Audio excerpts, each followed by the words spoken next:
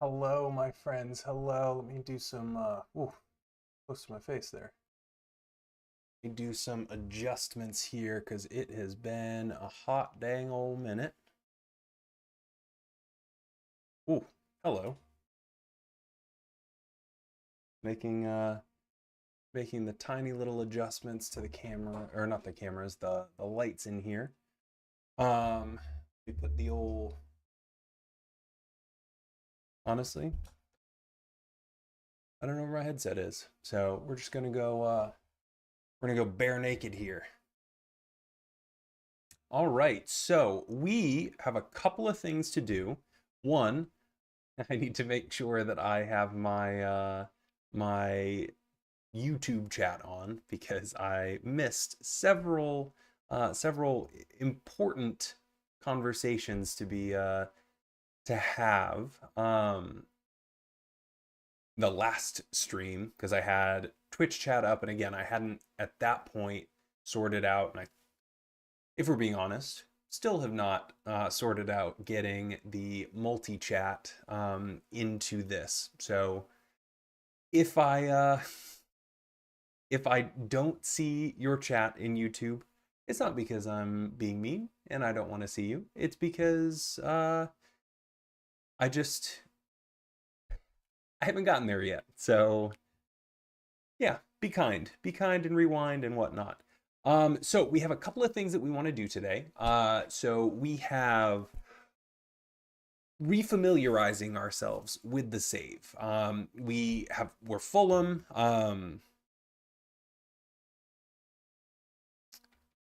We are Fulham. We won several games going into the transfer period. We ended up stopping ourselves, I think, just before we got in, and we'll take a look at it once we jump in. But we had a couple of wins.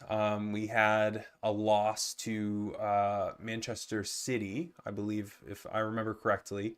And we had a couple of draws, which absolutely stabilized the Fulham team as a whole.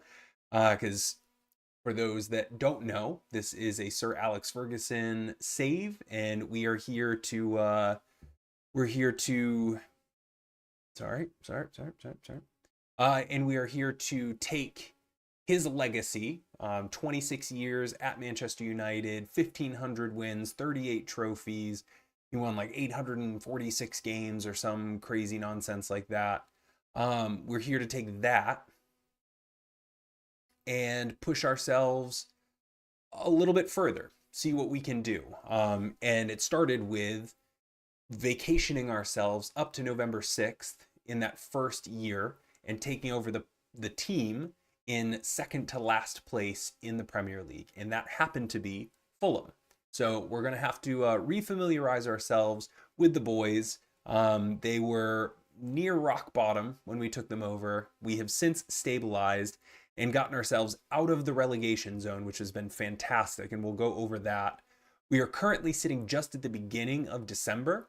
So we have just under a month to go to scout, to recruit, do all of those things, and prepare ourselves for the January transfer window, which is the second to do, is to make it there and go crazy. Honestly, we have a bit of money, and we can go ahead and just pop in right here.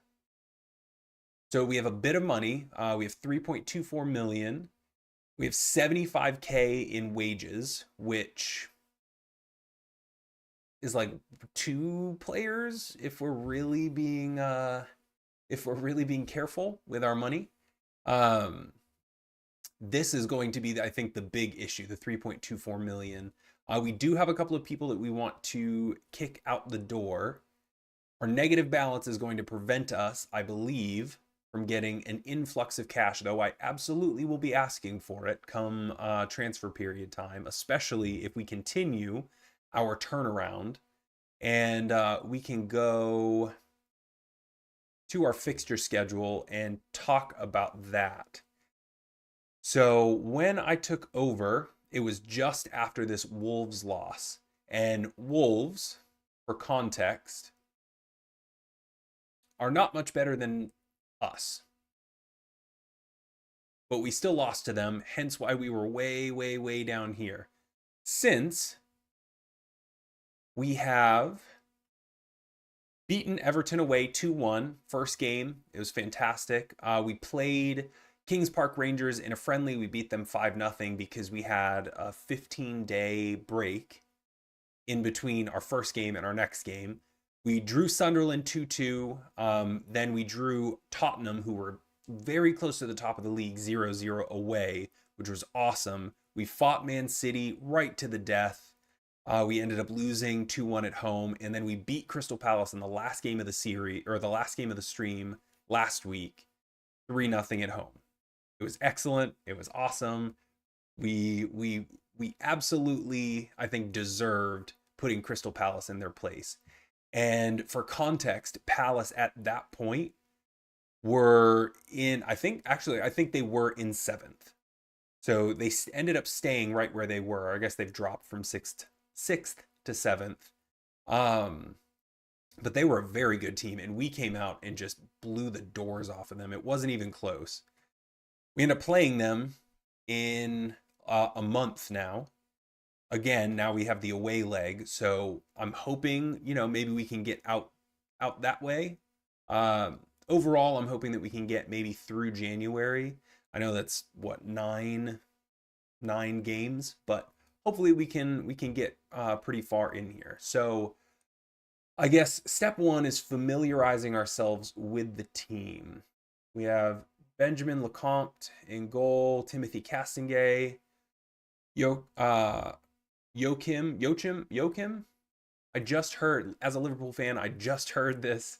Joachim Anderson, I believe is how it was pronounced. Joachim Anderson.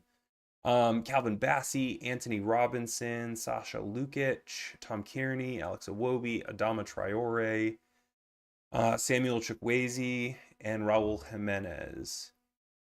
If I remember correctly, we had to do some rotation.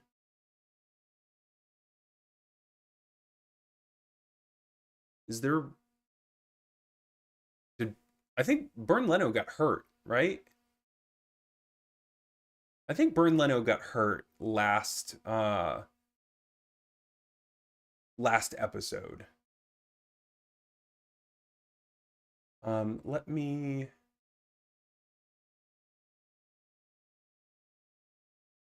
There we go. All right.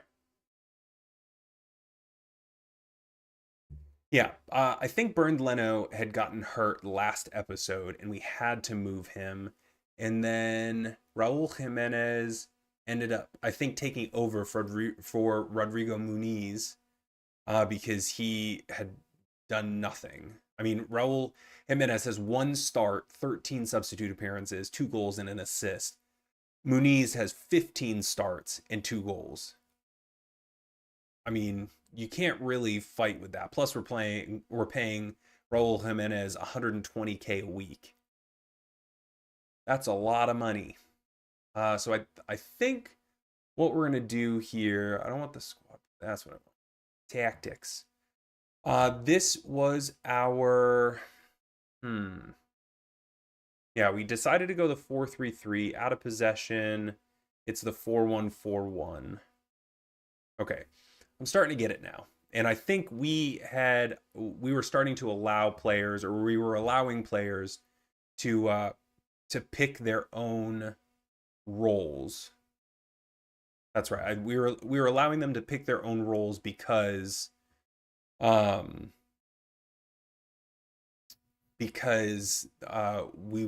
just want them to be comfortable, to right the ship, to calm everything down, and then we were going to go crazy in the transfer window, get the players that are more in my wheelhouse, more in my image.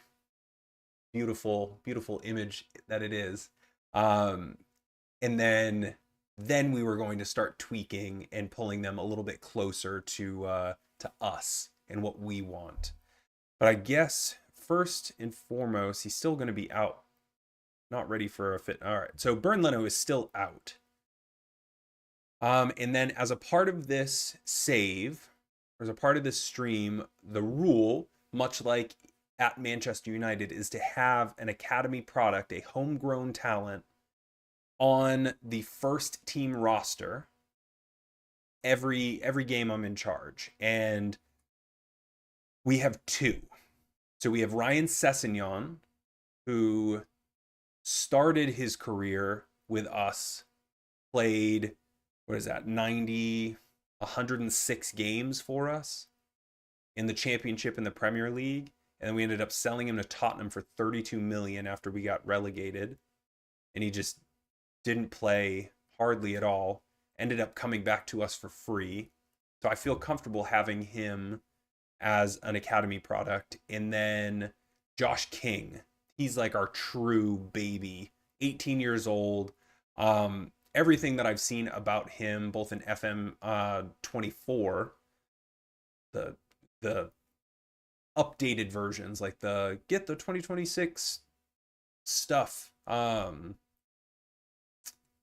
the updated versions and in 2020 FM 2026, he's an absolute monster. So we're excited.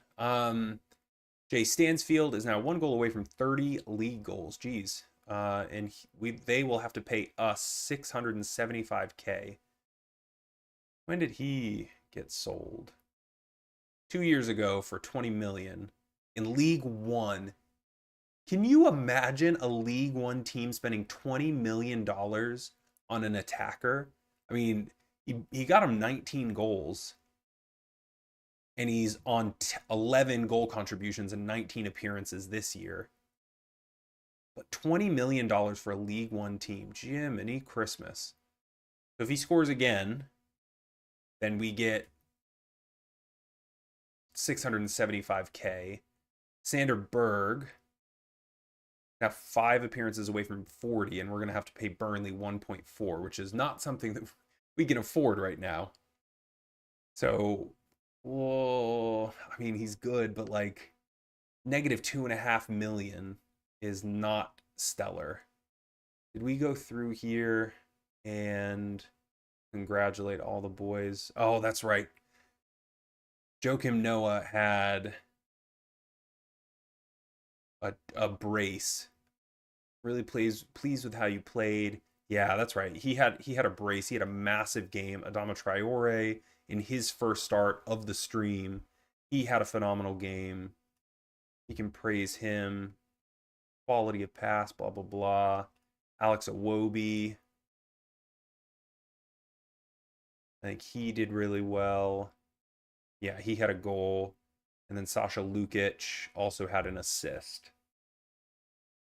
And Muniz came on and didn't do anything. Is there anybody on Crystal Palace that we really want to take a look at? Walter Benitez. Where is what's his face? Remy Matthews. Who is their starting goalkeeper right now? Because it's neither one of them.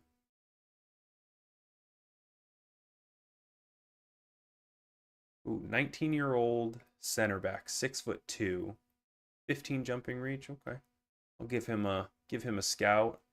Maxence Lacroix. Now, I mean, I can scout all of these players, but there is next to zero guarantee that any of them will want to come and play for us. I mean, Crystal Palace is very high up the league compared to where we are. And who knows? But I had Adam Wharton in my Sunderland Till I Die save, and he was phenomenal. So if we could get him into our midfield as that deep line playmaker, I would love it. I think I also had Borna Sosa later on in the save. I guess it was only a couple of seasons, but yeah, I think I got him for free or like very little money, and he was just an absolute psycho for us. Yeremy Pino, I can take a look at. Daichi Kamada. Nah. Jean-Philippe Mateta. Sure, we'll throw him a scout. And again, I feel comfortable in terms of realism. I feel comfortable being able to take a scout take a look at players that have played in the game that we just played against them. Because in real life, I will have had an opportunity to be like, who is this person? Let me take another look at them. Or going in, I want to keep an eye on somebody, so I'm probably going to be able to have my scouts just stare at that guy, and have them figure out, like, is this somebody we need to take a look at? Nathaniel Klein is 1,000 years old. I feel like he was old when he was with Liverpool, and now he's even older and with Crystal Palace. So probably don't want to take a look at him. Recommended players: Mateo Joseph, twisted ankle. I don't know if I want any of that. What are recommendations? Lucas Ocampos. Well, he's 31 years old. I don't know if I want any of that. Emil Grabara. Wanted by Newcastle. Okay. Remember when he played for Liverpool? That was many moons ago. Yeah. We sold him for $4 million. Then Copenhagen turned that around and sold him for an extra 10. But I mean, at 6'5", it's pretty decent. And he's wanted by Newcastle, so he's worth a look. I mean, 17 one-on-one, 17 reflexes. I don't know if he would want to be a starter or what, but 17 jumping reach, bravery, determination, aerial reach. I mean, he would certainly be somebody to take a look at. Ooh, okay. This guy over here going 17 heading, 17 jumping reach, 16 strength. Do I have people coming in already? Have I done any of that yet? That's not what I want.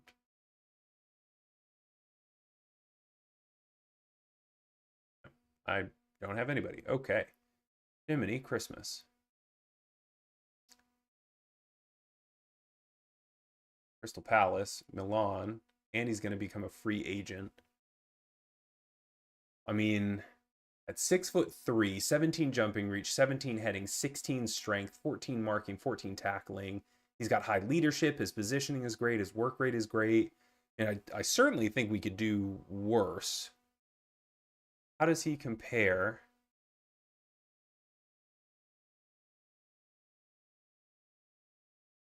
I mean, Calvin Bassey we have in the back line, and Joachim Anderson. I mean, aerial, he's better. Mentally, he's better. Or I guess they're the same. Defending, he's better. Physically, he's better. Attacking, they're the same. Joachim Anderson is a better technical player, vision and speed. So I guess he's more of the ball playing player. But what about Calvin Bassey? He's my other starter. Bassey's better physically and speed. But Danilo is better kind of all around. Pretty close. I mean, if we can get him for less than 105, I think that's absolutely worth a shot. Let's see what his agent says. Curious, extremely curious about a move to Fulham. And he would want between 84 and 110. Wants to be a star player. Weird. Want a relegation release clause, a release clause of 55 million.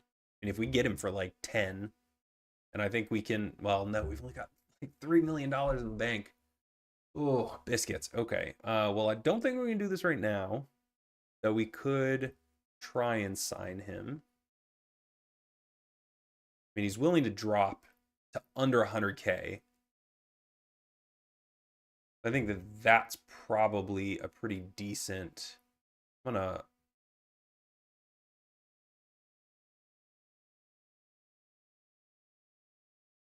hold on to him.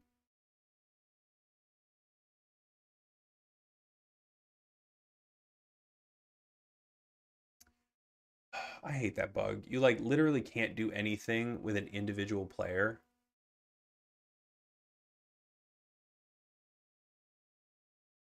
or else it clears it off. That's so nonsense. Okay, well, I guess I don't want to look at any of those people anyway. Let's push ahead. We've got Burnley coming up, and they are dead rock bottom, dead last in the Premier League. So that's going to be hopefully a decent opportunity for us to pick up another 3 points, a very important 3 points. And yeah, I mean, you see here our XG was 3.27 to their 1.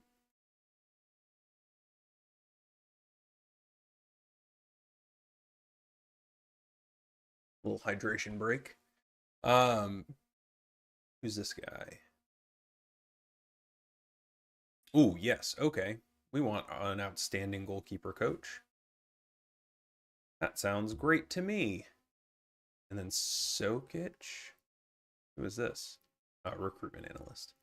Forgot that I had done all of these. A whole bunch of like staff.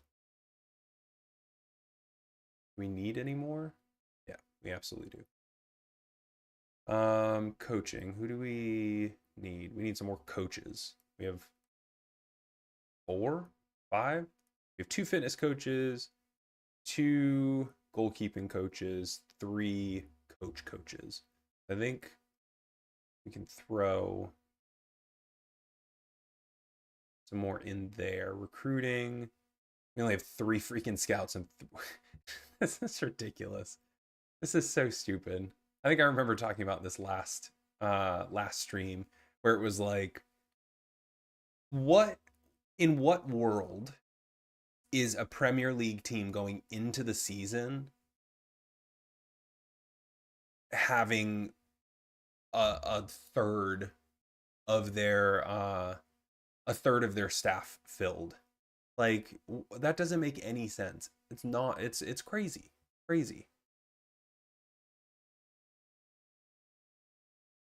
All right. Greg Matheson, performance analyst, sure. Have him quest some new people. They just ended our recruitment analyst, so I think we can, or our recruitment analyst search, so I think we can continue to search. Everton lost again. We do have some teams. I mean, we've dropped a game, it looks like. Nottingham Forest ended up beating Everton, so they jumped us because they went from 15 points to 18. We're still out of the relegation zone, which is, I mean, that right there is just that's the big goal for the year.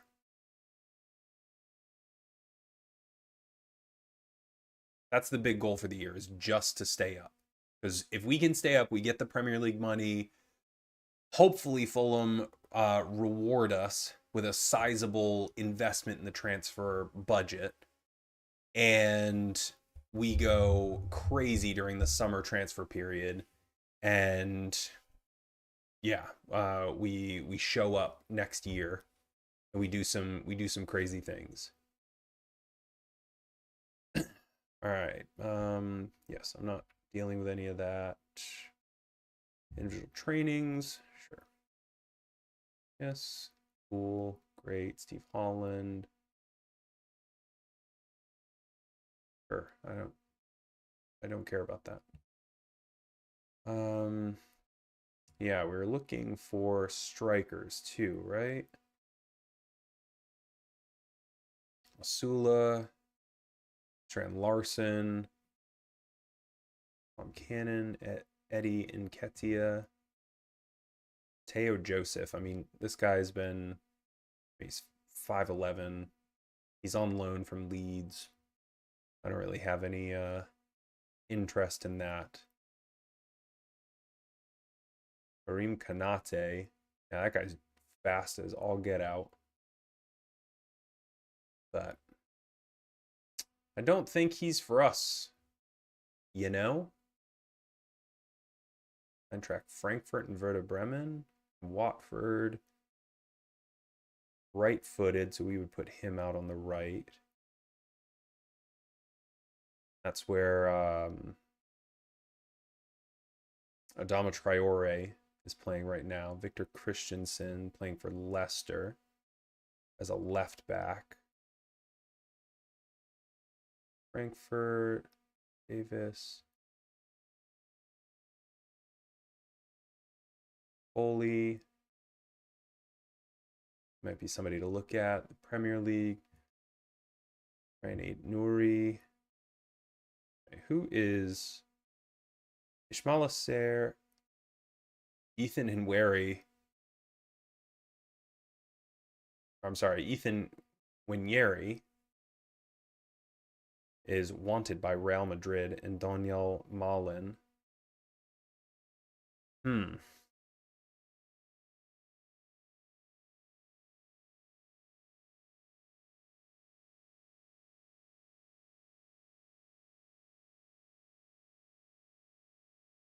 Lachelle, Nico Williams. Leeds just are trying to take everybody on loan here. All right. Don't I have some transfer room ins? I can click on that. Are you kidding me? I don't have any. Oh, Jiminy Christmas. Okay, well, that seems like an oversight. We want like a striker, important player, transfer loan, doesn't matter. Sure, he can be 50 years old if he's going to bang in goals. I don't really care what he plays. Yeah,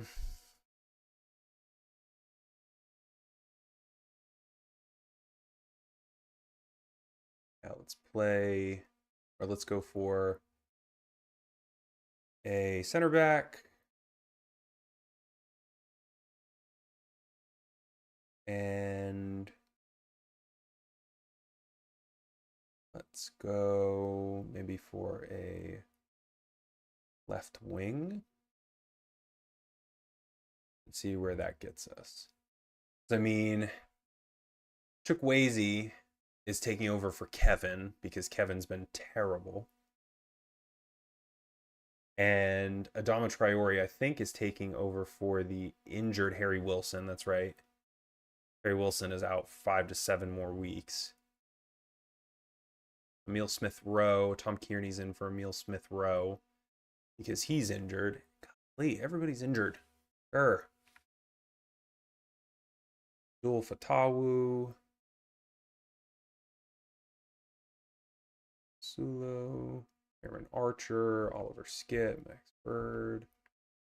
None of these.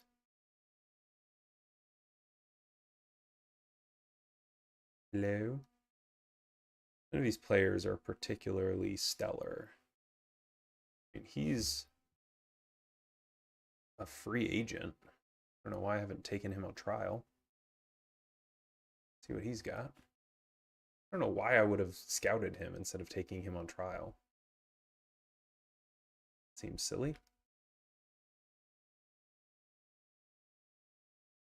Dan Neal. I also had Dan Neal in that Sunderland Till I Die save, and I sold him to the Saudis for just dumb money, and then I reinvested that into, I think, Jared Branthwaite and Adam Wharton, and they were absolutely an upgrade.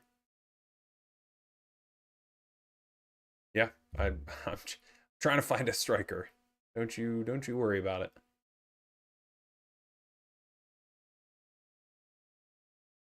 All right, we've got 4 days here.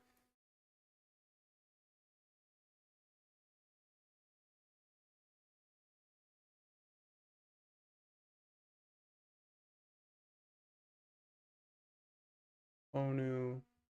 Who's that person? Loan manager. Oh, yeah, this guy. I mean, what a look. Look at that beard, the fro. It's incredible. What's going on, Mike? Nice to see, yes, nice to see a Fulham save.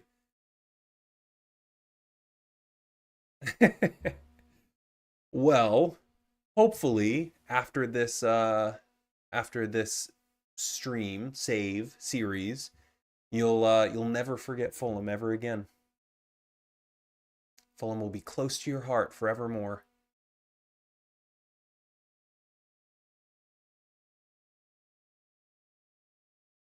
And it's weird. Obviously, I just started the save last Saturday, and since then, Liverpool, the team that I follow, since then they've played Fulham, and just listening to all of the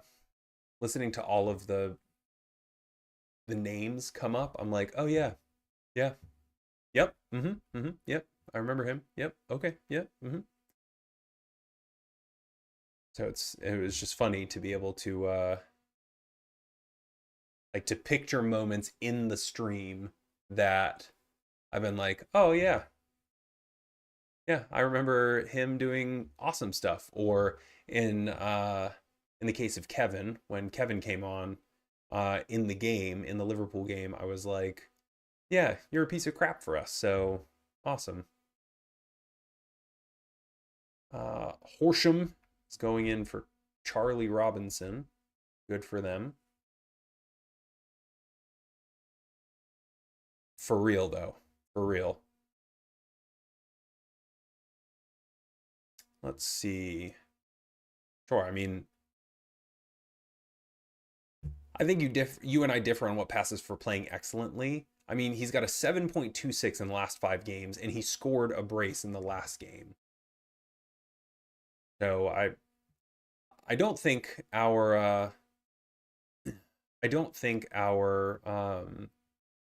definitions are too far apart. But if he wants to be a pouty pants about it, then he can be a pouty pants. Yeah, I mean the Arsenal game that they just played on Thursday, sitting there watching the very end of that game, given that Arsenal is so good at corner kicks and Liverpool are so horribly bad at corner kicks, the whole time I'm just thinking this is gonna go in. This is gonna go in. And then when flew into the back post, and I think it was Gabrielle was there and Martinelli maybe were just all alone in the back post. I was like, this is it. Like, this is so stupid to have this happen right in front of my face. Like, to be able to call it and just like, oh yeah, that's gonna happen. Our U21 coach wants to come up. This guy's a performance analyst. Yeah, sure. You can come on. Old James boy. Old Jimmy Kraus.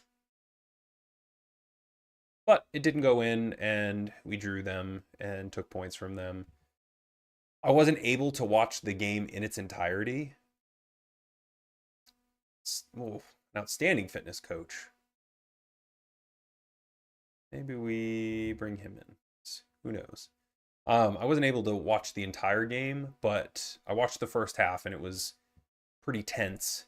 But then apparently they turned it on in the second half, and I was like, oh, well, I'm glad I glad I had to go and do other things. Not. Greg Edwards, recruitment analyst. I mean, I know it says this guy's 23, but Ant Sheldon, there's no way he's 23. This guy was born in 2012, not 2002.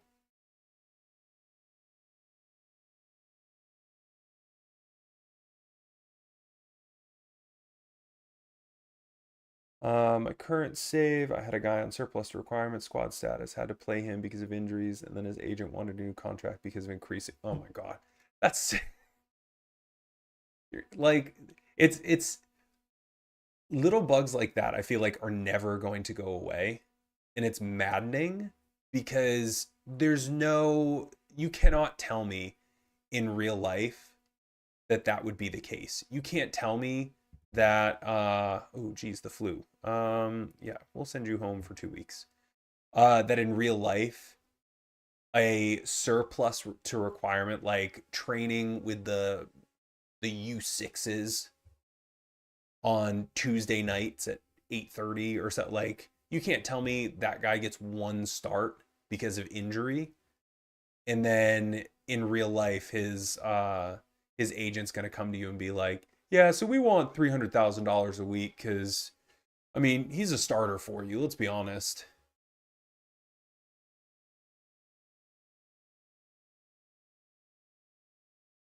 All right, Sessegnon, Muniz, certainly not. All right, Fulham youth intake, an excellent intake. Ooh, baby, baby.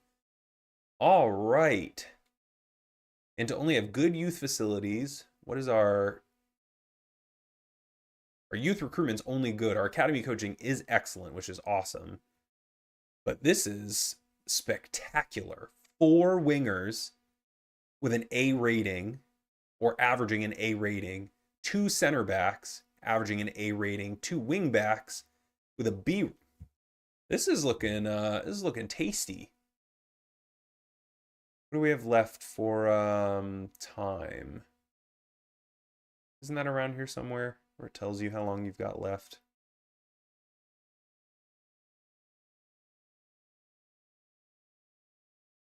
"94 days to go." All right.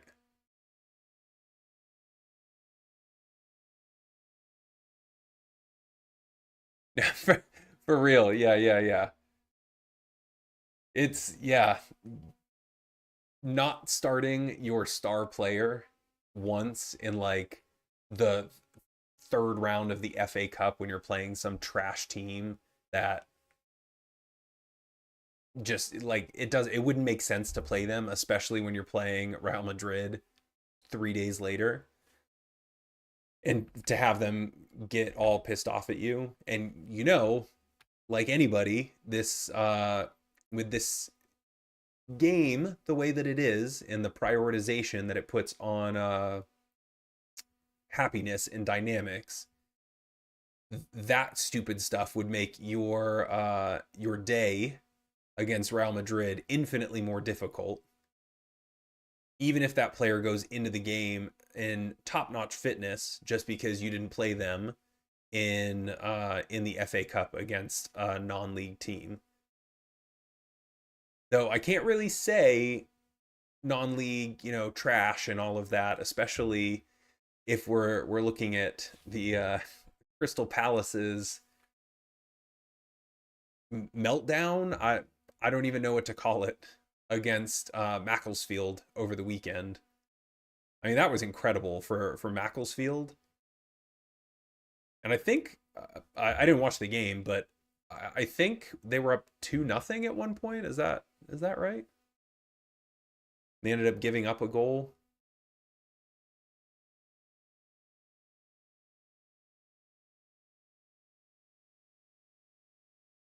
And actually, like, was that at Crystal Palace's stadium, or was that at Macclesfield Stadium? If it was at Crystal Palace's stadium, they got crazy money for that too. Not only did they come in and take the win and move on to the next round, but they also got 45% of the gate tickets. So they were flying high after that.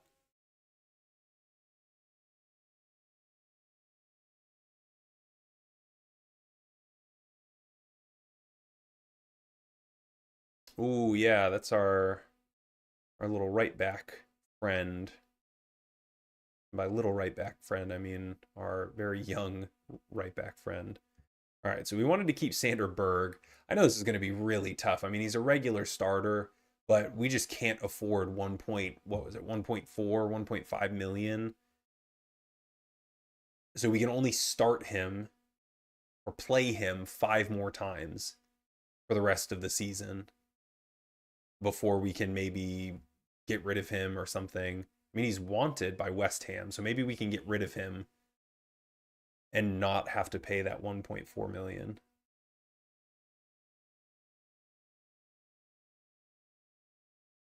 Oh yeah, absolutely. I mean, you watch anybody that does like a let's play save with a non-league team, just the money that you're getting from showing up is incredible. So this game against Burnley, we've got Lecomte in goal because Bern Leno is still injured. Robinson, Bassi, Anderson, and Tete across the back line. Sasha Lukic in the holding mid role. Iwobi and Tom Kearney just above him. Chukwueze and Traore on the outside. And then Raul Jimenez up at the top. This is almost the team that beat the pants off of Crystal Palace 3-0 in the other game. So Nazim is a right back. I mean, he should be number 12, but I'm not going to give him number 12.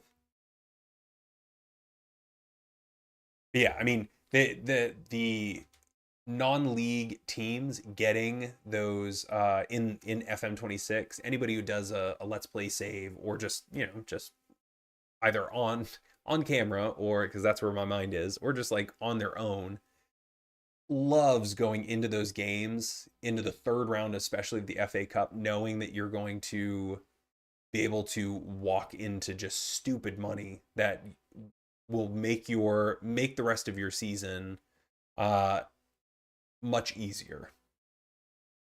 Oh, that sucks that it was at Macclesfield Park.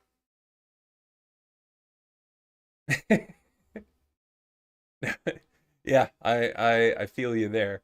And as somebody that still plays men's leagues and co-ed leagues, the difference between playing just like on a normal crap field, like at a park, or I mean, I've played small-sided games, like small-sided league games in the outfields of a baseball stadium. And they're not great. They're not great. Just kind of anywhere they can find a patch of grass, they'll put us and just be like, yep, you're good to go. All right, Alex Iwobi steals the ball and Tete picks it up, goes out to Lukic. Chukwueze goes and gets on the end of it. He charges into the box. He keeps going further and further out of the box, and then he goes and takes a wild shot. Is that a save? We started brightly here. 2 shots, two on target. But yeah, I played this weekend and last weekend. I played a men's league game, or a co-ed game, I should say. And all of the fields had gotten washed out, and so they had to put us on turf. I think in Europe you call it AG. And they put us on those fields, and just the difference, that's got to be a penalty. Doesn't matter. Chukwueze comes inside, scores the goal. Let's go. All right, we're up 1-0. Again, Burnley is rock bottom in the league, so this is absolutely a game that we should be winning. But Chukwueze is already doing better than Kevin. He's got a goal. I mean, their goalkeeper went down to the ground 20 minutes before the ball even was released. And then Chukwueze hits the Carlton. Drew the golden ticket, my Southport save all in League 2. I drew Man United away. Made $1 million. Yeah. I mean, that's what I'm talking about. Like those sorts of windfalls, getting $1 million. Did you end up winning that game? Or I assume not? Or I won't make any assumptions. But even if you go to get the pants just blown off of you, you're walking out with $1 million, which is more money probably than that club has ever seen in one lump sum.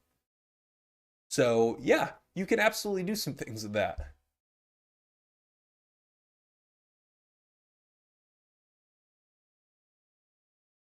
Oh yeah, I'm sure the Crystal Palace players walked outside and did their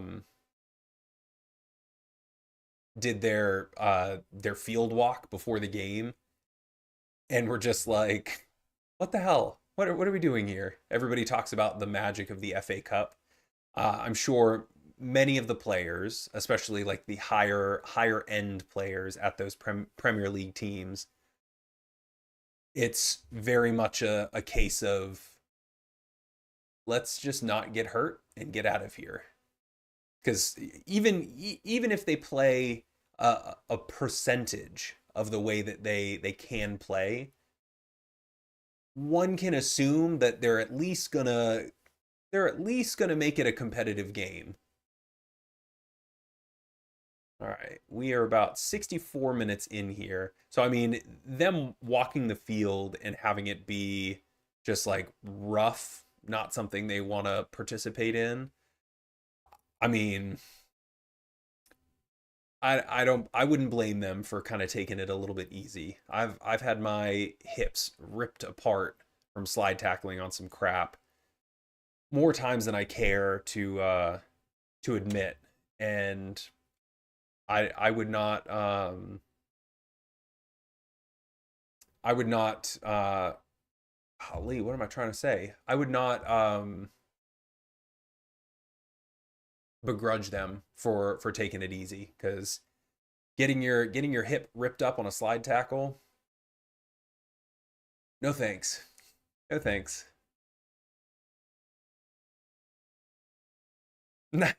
Nice, you won on pen. Well, I mean, that's a very Man United thing to do. Lose on penalties or lose to a a lower team. Was it last year? Was it last year that they lost to Grimsby, or was it? Yeah, because it's no, was it earlier this year? I don't know. Well, when they went to like 57 rounds of penalties against Grimsby and lost.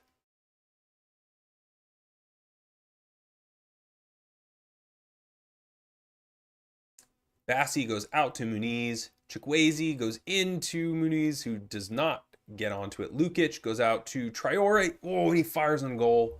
Is not able to get there. I really think we should be doing a little better than this. I mean, a win's a win ultimately. 3 points is 3 points. But I would have liked us, considering how well we had done against Crystal Palace, who are so much further up the table. I would have certainly liked to have seen us do a little bit more against Burnley here. Ooh, Adama Traore takes a rip, and it is saved, pushed wide of the post. I think we can maybe take some of the sleepy legs off here. Alex Iwobi. Let's put Josh King in. Huh? Let's go ahead. Let's do it. Let's be weird. He can be an advanced playmaker and all of that. Lukic is tired, but we don't have anybody for him, so that's not nice. Chukwueze. Sessegnon can come on for Chukwueze, and I have one more sub. Got Kevin, a 17-year-old, and two center backs. Well, that's not fun. So why don't we put Sessegnon down, take Anthony Robinson out, and Kevin can play out that way. Is he left footed? No, he's right only. He is an inside forward? Yeah, he is an inside forward. All right, let's see if we can hold on to this, because, again, it doesn't matter what the score is. 3 points is 3 points for us right now, and we need it. We need it. We're ticking into the 90th minute. Praise the boys. We got 4 minutes of stoppage time. We're about halfway through that. Let's go. Come on. All right. Again, 1-0. Yes. I mean, our possession is abysmal. Our XG wasn't spectacular. I mean, even our passes completed, only 87% compared to their 90, and 4% crosses completed. But doesn't matter. We scored the one goal, and goals are what matters in this game. Yeah, I don't think we played as well as we could have, but we got the result.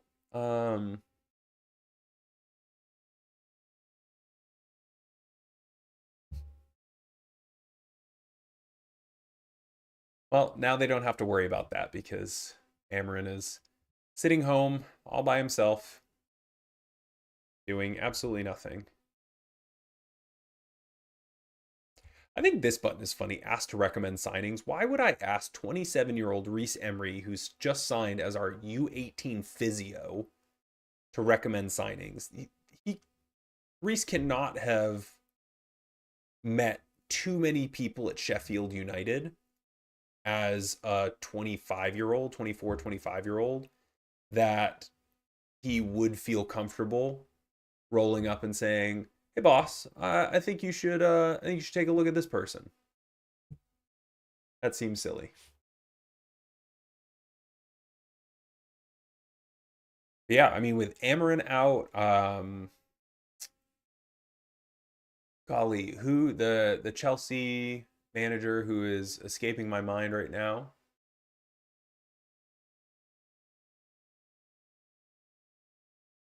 I have absolutely no idea. I mean, with the Chelsea manager going out, and I feel like Thomas Frank at Tottenham is, I keep seeing reports that he is being given like, woo, big result there for Bournemouth, 5-1 over United. He's been given like half a game. And if he doesn't turn it around, then he's going to get the sack, and they're going to hit their second coach in a very, very short succession.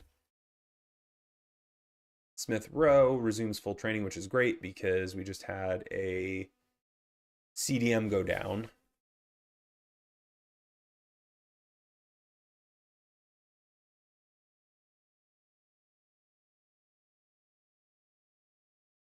Welcome everybody who has joined in.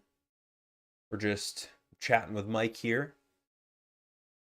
We're talking about the Premier League right now and how there's lots of silly things going on. Maresca. Sorry, that just came. We're talking about Amarin and the FA Cup and how Man United and their Grimsby debacle last season, I guess, and how they don't have to worry about that anymore because he's gone. And that kind of spurred on the conversation about all of the other rotations that have happened in the Premier League coaching circles recently.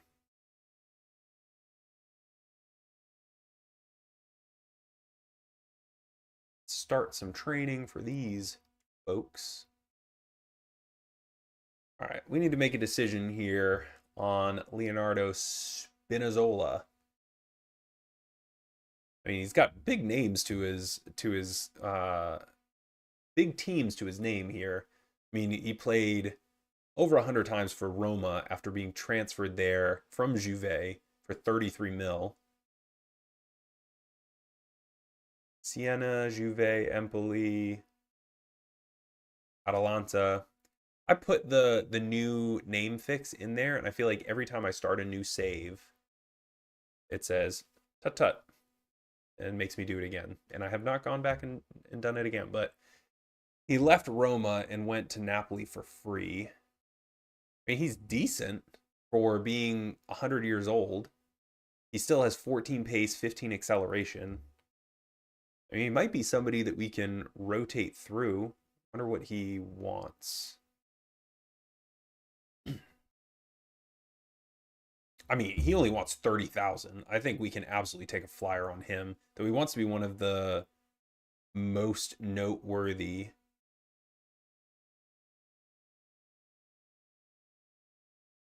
Start the majority of matches. I mean, he's not going to start over Anthony Robinson. But maybe we can sign him.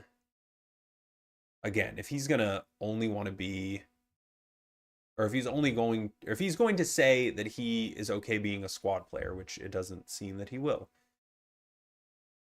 But if he's only going to want 30,000 a week, I think we can absolutely make that happen for him. We'll throw in a relegation release clause, put it on 0 because I don't intend to be relegated.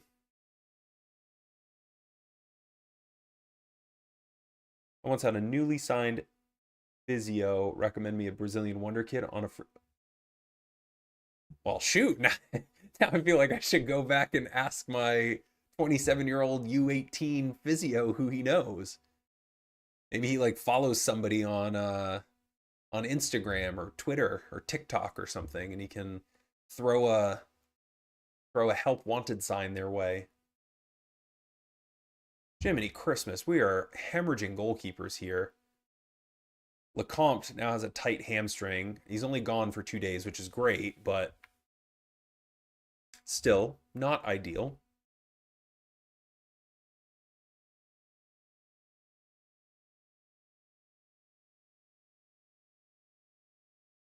Not prepared to sell him mid-season.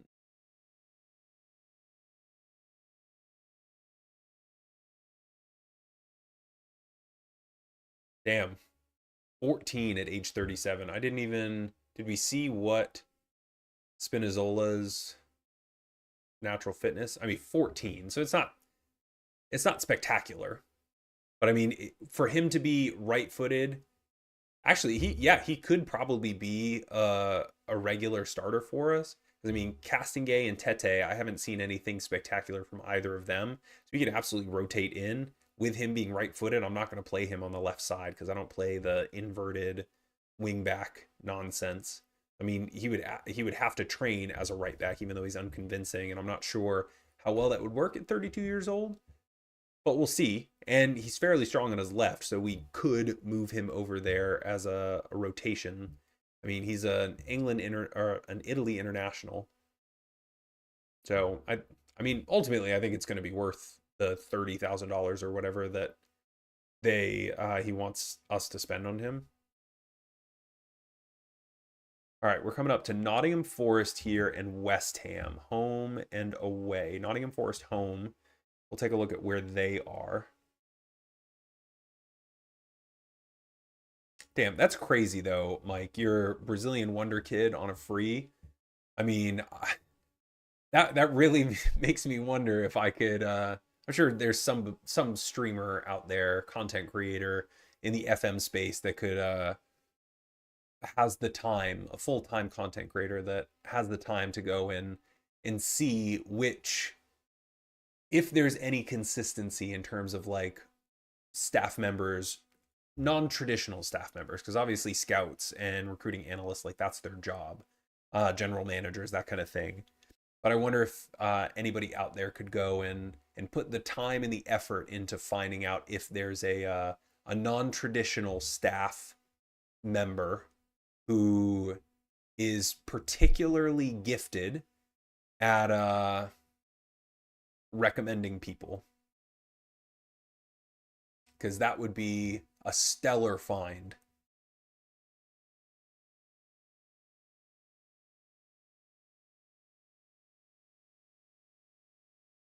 Yeah, you need to play at a higher level if you want to be in the first team. Because I don't play that nonsense. I am absolutely already looking to get rid of you. So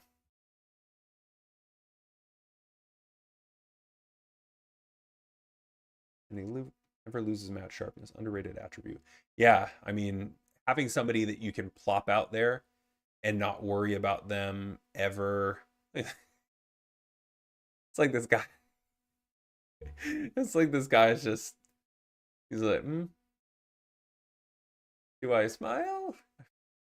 Having somebody that never loses match sharpness absolutely is a godsend for anybody that can grab them, because you can plop them in. Richard, hello, outstanding. Yes, please give me some of that. You can plop them out there and you never have to worry, and that's obviously fantastic. Because then you don't run into that nonsense where they're like, they're out for that one game, that FA Cup against a non-league team, and because they were out for that game, they go into the important one. Look at Joe Taylor. They go into the important one against Real Madrid slightly off. I mean, I don't know. Should we hire Joe Taylor? We only have 3 scouts. Should we hire Joe Taylor just because he is a saucy minx? I mean, I want to know if this is like his genuine, legitimate, professional headshot. Like, I don't know. I've got the whatever mod in there to put all the photos in. But like, I want to know who Joe Taylor is, because my guy's a stud. Look at that. the audacity to take his team headshot with sunglasses on. That's a good for you, man. Good for you. I think we can swing with Javi Perez here. Seems to be pretty decent. See if we can get him for a little bit less, though. A little tiny bit less. Save ourselves 300 a week. Dario Simic.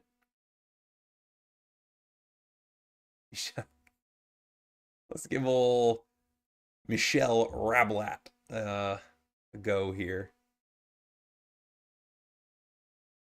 I mean, between him and Joe Taylor, that's about as different as you can get. Yes, that's not a scout face, that's a director of football's face. He is quite the guy. Quite the guy. And Gabonini? Sure, get some Italian in there. And get some Italian wonder kids coming our way. I want this 94 days in between us and our and old Rablat here wants the job. The 94 days between us and our youth intake, I want those to go by quickly because I want to see this incredible intake we're supposed to be having. Hello, Chris. Nice to have you. Nice to have you. Is Chris LFC? LFC as in like Liverpool Football Club?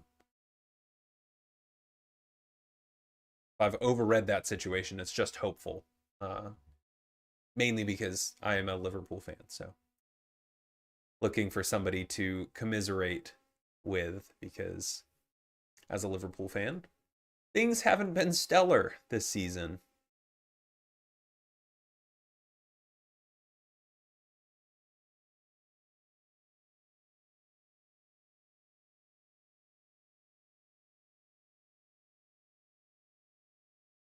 Ooh, a lot of team instructions. Holy Christmas.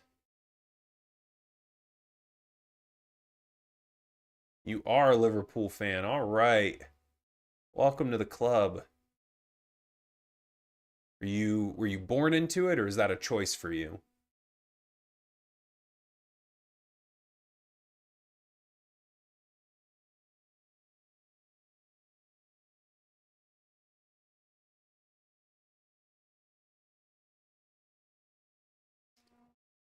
I was not born into it, obviously. American. I guess not obviously. I mean the landscape of football appreciation in America has certainly expanded.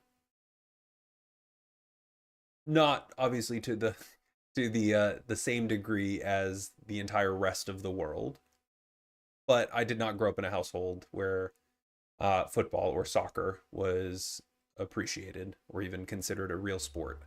I very much remember growing up, my dad just crushing anybody who wanted to say anything kind about soccer. And when I was getting into it, and I didn't really, I mean, I walked on in college at university.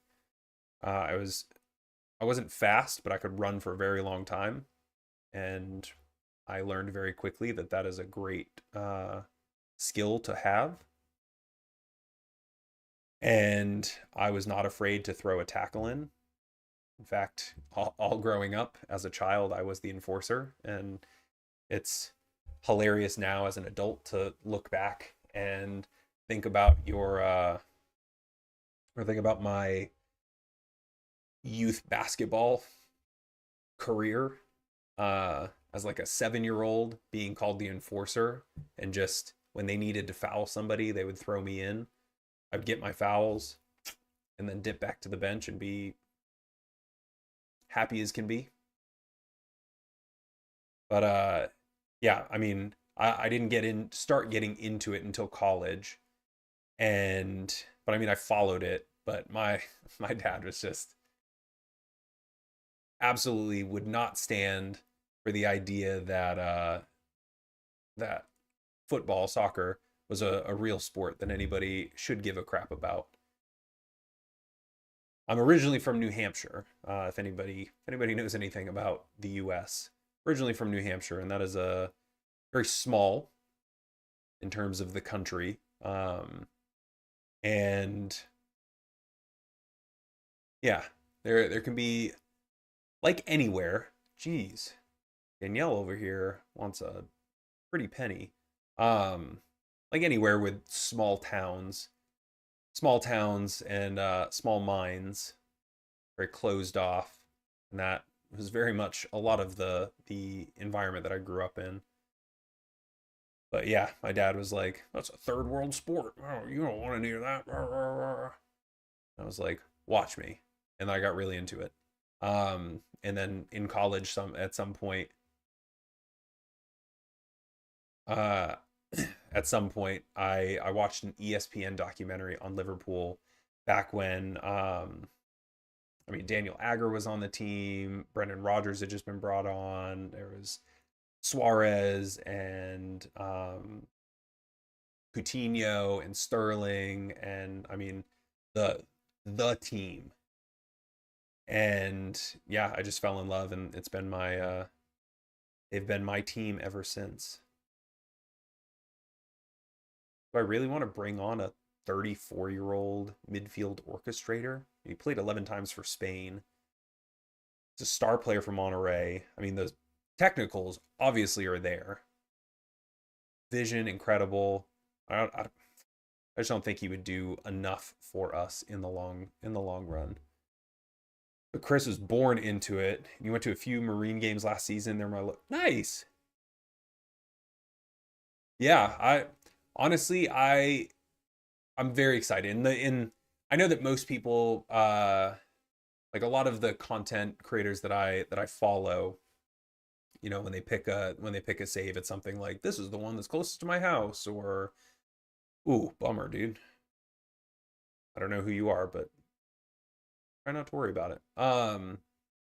This is the closest one to my house. Obviously, with me living in the US, there's no English teams close to my house. I wonder, though I do wonder what would technically be the closest. Definitely somebody on the south, or yeah, the southwest coast of England. I don't really know who might be out there. Oh my goodness. AFCON? Jiminy Christmas. Okay. Well, we've got injuries, we've got international duty. So when I picked Marine, it was I'm gonna pick, since Liverpool is my team, I'm gonna pick the team that's closest to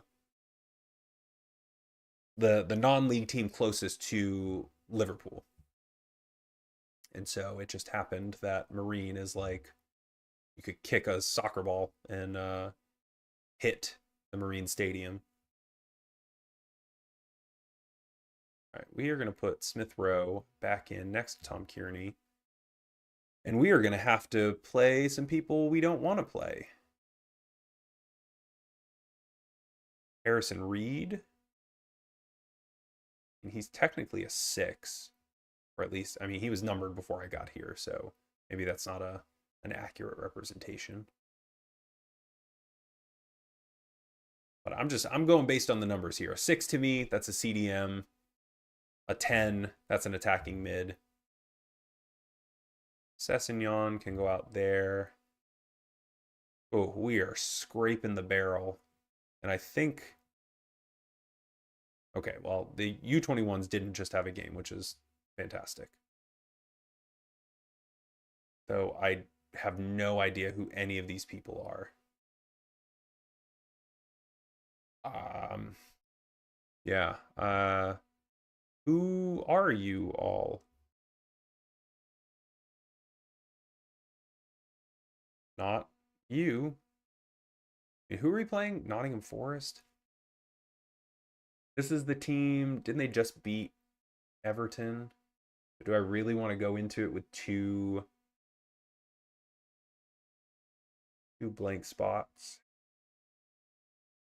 And I mean, it's all it's all defenders. Maybe I'll just throw freaking U18 team, ruining it for me. Sure, let's put Cliff on there. No idea who you are. Let's put a winger. Ali Wahid. Sure.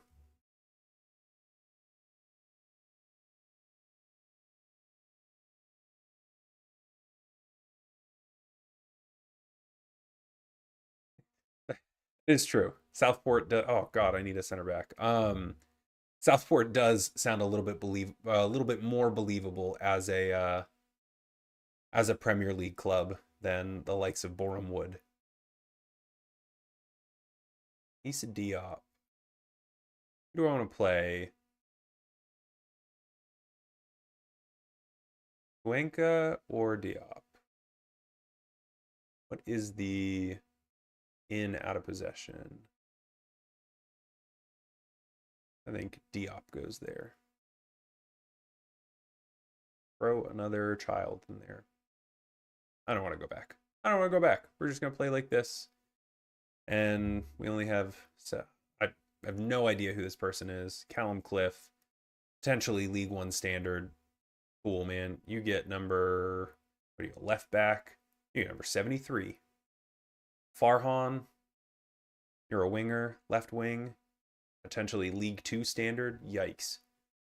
This will be interesting. Hopefully I don't have to use either of them, because that would be not stellar. Chris, if you're still there, have you gotten through any or all of the series, the Marine series? I think we're 19 episodes in. For those that might happen to be on here, I do have a Let's Play series, non-league to Premier League, and I'm using Marine AFC if you haven't picked it up from the chat. We are doing pretty well. I don't want to throw any spoilers out there right now, but yeah, definitely take a look. I try to keep the episodes between 20 and 30 minutes. So it's very, very palatable, very accessible. Throw it on during lunch, take half your lunch break, or you could binge watch 2 episodes or take your whole lunch break. That's fine with me, either way. Oh, hell yeah, man. Yeah, we started out again Marine National League North, and have slowly made our way forward. We just finished the second season. We're kicking off the third season. I'm gonna film that here this week to post it for next week. But yeah, I won't try to ruin anything for you, but it's going pretty well. I'm pretty happy. And then right at the end, right at the tail end of the decade-long span that was FM24, the first series that I put out was Sunderland Till I Die themed series. Took Sunderland, and the whole idea was to get them not only to the Champions League but to win it, first time in history and all of that. And yeah, that went surprisingly well. Obviously, I finished the series, so we did end up winning the Champions League. But the journey itself and the players that I brought in, what a freaking ball from, what was that, Tete all the way across to Sessegnon. But the players that I brought in, I mean, we were very quickly a stellar team. So I know there's been mixed feelings about FM26. I don't know what any of y'all's feelings about it are, but yeah, there have been, I certainly have my mixed feelings about FM24 and 26. I'm actually currently playing both. I have a series that I started again right toward the end of FM24 on my just kind of on my laptop with I'm doing a Pentagon challenge started in Nigeria, and I did whatever mod, like world mod pack, added crazy leagues. I had like every African nation represented in a league, every Asian nation represented in a league, as Emil Smith Rowe goes and just chops down that guy, but wins the ball fairly, I guess. Tom Kearney goes out to Sessegnon. Started in Nigeria, went to Japan, went to Egypt. Now I'm in now I'm in Mexico with Tigres, trying to get the trying to keep the third Champions League style trophy before moving into South America and then eventually into Europe. 9 years to win the Prem with a 6-tier team. I love the game, but the bugs and how easy it is. Yeah, I mean, you can absolutely make it what, you know, you can make it whatever you want it to make it. I mean, there are definitely ways to like force yourself into realism, and force yourself to sort of abide by some rules that you might not typically abide by, which certainly makes it a little more difficult. And obviously going 0 to hero, starting with the very bottom and working your way toward the top, that always makes it a little more difficult, especially if you are cruising toward the top and your reputation doesn't catch up with your place in the league quickly enough. But the bug, yeah, I mean, so I'm playing both FM24 and 26. I'm only playing the save, the Pentagon save on 24 right now. But yeah, I mean, it's like a breath of fresh air going back to 24, because like I know where everything is. Everything works. Like I know that it's going to work. Oh no! We give up a goal right at the freaking 79th minute. Golly, that sucks. All right. Well, we need to make some alterations here. Sessegnon is playing terribly. Emil Smith Rowe, I might put him out there. Sanderberg, I don't want to play him. Smith Rowe is white. Or not. Yes, Sanderberg is white. He is right-footed. Yikes. So he's going to be an inside forward.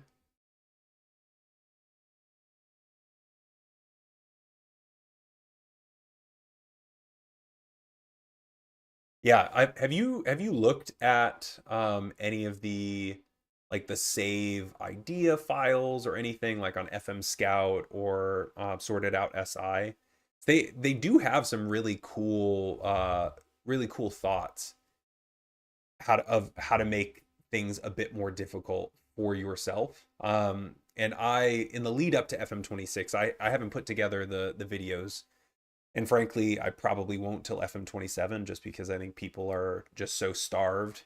Muniz, let's go, Kevin! My two least favorite players on this team, Kevin and Rodrigo Muniz, come together to draw us 1-1. Kevin with a deep, deep cross. Muniz just skirts onside, and he is all by himself. I have no idea what that back line was thinking. And it goes right by Matt Sells.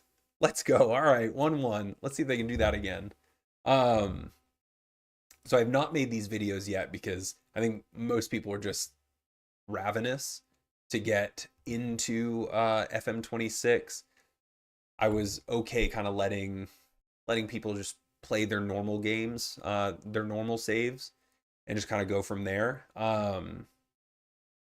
But I put together a list of really great save ideas, starting with like the basics, like the Pentagon and the non-league to legend and the Glory Hunter and all of that stuff. And then, ooh, Emil Smith Rowe doinks it off the crossbar. But then I had some other like weird ones, some more niche ones. So I came up with an around the world in 80 days. Well, an around the world in 80 days style thing where you follow the exact same path that Phineas Fogg um, followed. And so you start in New York and you go to, was it England? Oh, what a save! I think that was a center back getting in the way. You go to England, and then you go down to Egypt, and you win the title in each of those leagues. So you start in the MLS with a New York based team, so either Red Bulls or NYCFC. Then you go to England, and you have to win it with a London based club. Bonus points if you can win it with a non-traditional power club. Then you go down to Egypt and you win the league there. Then you go to Mumbai or India. I can't remember if it's Mumbai or I think it's Calcutta. What used to be Calcutta. And you win the league there, and then you go to I think Singapore. And you just continue to go around, and you complete the around the world in 80 days style save.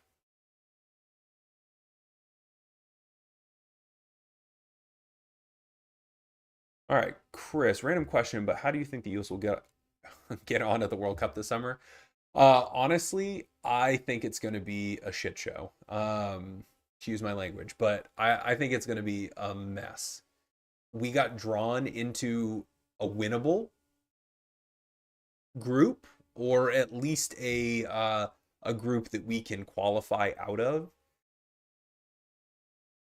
So I think Pochettino has gotten the team under control enough where we should qualify. It would be an absolute catastrophic nightmare scenario if the US doesn't qualify in the World Cup that they host. Um so I think we'll at least get qualified and move out of the group stage, but there's no way that we're going to do anything more than that. I think all the pressure that's being put on them, not only just in general from having a coach that, with Pochettino's background, um, but also just being the host country.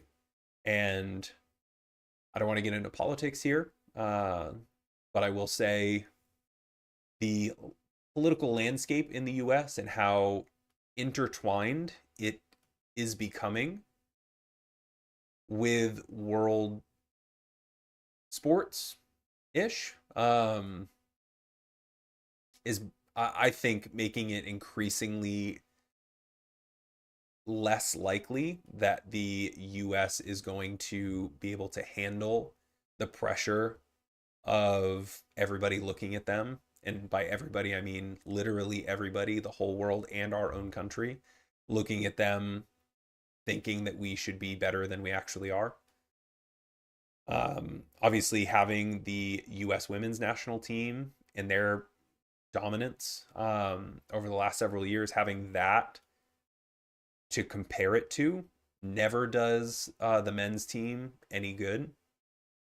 So I think ultimately we will qualify out of the group stage, but to think that we're going to do anything beyond that, unless we get so lucky and pull just some absolute trash team that they themselves were lucky to get out of, um, unless we somehow finagle our way into something like that, a situation like that, it'll be a qualify and done kind of deal. Mike, you did the Pentagon Challenge in FM24, but only with Youth Academy players. Okay, never topping that. I'll just make a save, not managing in Europe, and try to win with no individual play. Geez, okay, yeah. I've seen people do saves where they win the title or they win the Champions League or whatever with just goalkeepers. So they put, goalkeepers, they sign however many 18 goalkeepers and they play all 11 goalkeepers all at the same time. which, I mean, you're just looking for pain at that point.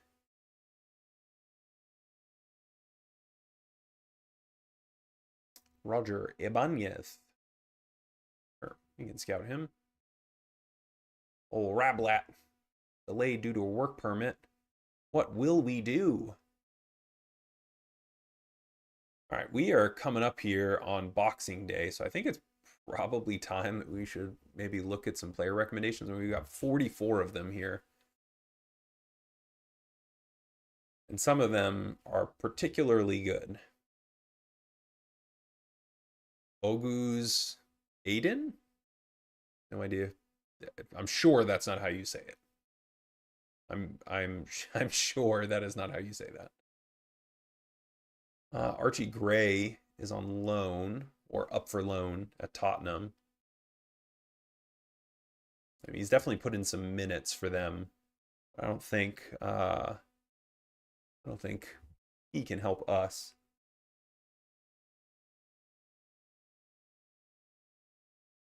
That for real though, Mike. I'm sure it was an absolute calamity of humor for the whole world. But even here in the US, I don't think there was a single I think that was a bipartisan feeling, is having him not only hand the trophy off, but then stand up there and like hold on to it and like want to get pictures taken with it. Like he had just won it was, I mean, that, yeah, yeah, it was not a great look. It was not a great look. Sasha Bowie out here, right back. I mean, he's an emergency backup.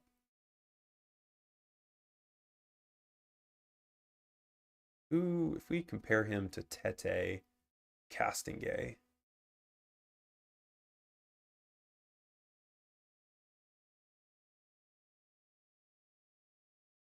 I mean, he would be a. I think overall he would be an upgrade here from Timothy. How about Tete? Any.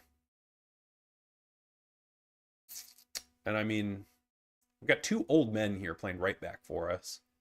And we're about to sign, hopefully, another old man in Spinazzola, who's even older than Tete and Castingay. Maybe he would put some pace in here for us. Only 14 pace, 15. So, I mean, he's physically the same as Kenny Tete. Only his dribbling is better. All right, so never mind. I got maybe a little too excited.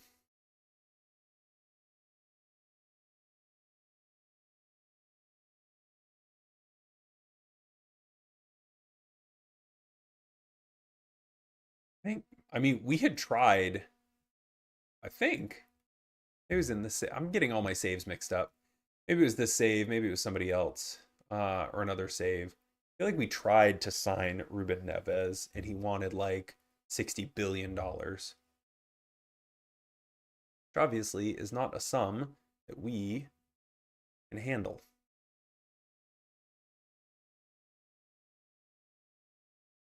Well, I mean, I mean, he would absolutely be an upgrade.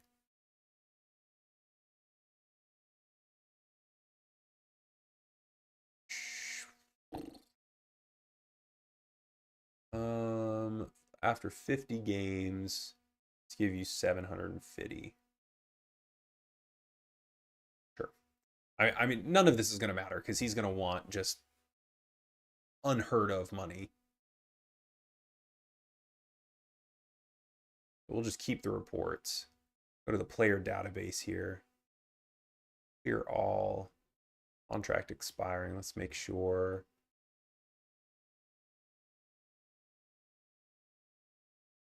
Move it out to a year.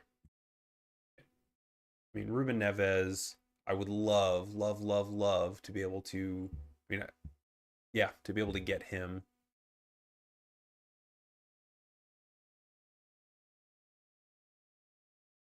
Cardi is old. His pace is ugh, gross. Never mind. Don't pay attention. Don't even consider the fact that I had just looked at him. I wish we had more money.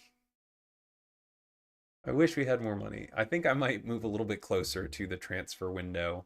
We'll play West Ham on the Saturday here away.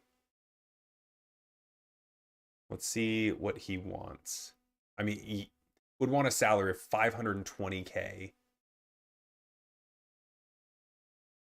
I mean, do I hand it over to I might hand it over to my director of football. And they don't want. Yeah, he found the contract demands to be unacceptable. Let's see if we can.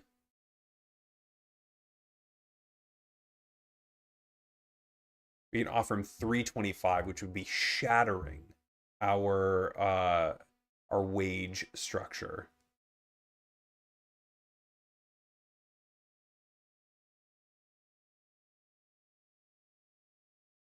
Golly. I mean, we don't even have the wages for it though. That's what's I think we've got what, like 70 something in wages. But I mean, if he wants to come down, I wouldn't mind paying him 200K. We can give him the 10 the 0 relegation release clause cuz again, we're not here to get relegated, and the 10% sell on percentage fee. Sure. Great. Sure. I mean, he's making more than anybody at the club, so we can give him the match the highest earner. Yeah, I mean, it's not going to happen. Yeah.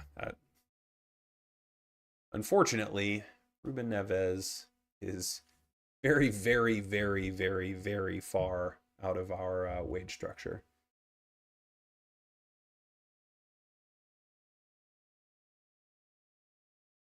Yeah, that's again like I step one is to get us through the year and stay up. I mean, it has to be that has to be the number one ooh,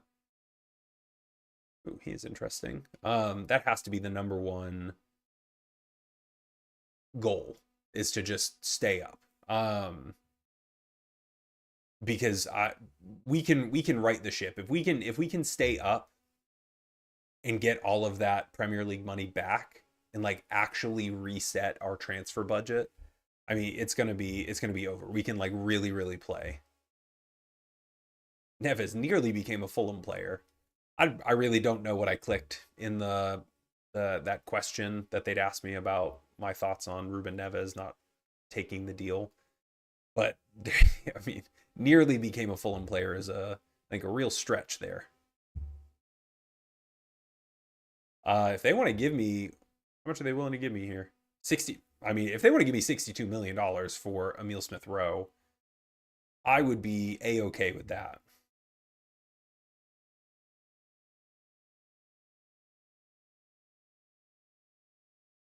Because $62 million for somebody that we have several replacements for, maybe not to the same level, but certainly several replacements for in that midfield role. I mean, $62 million could go a long way to a whole bunch of different spots.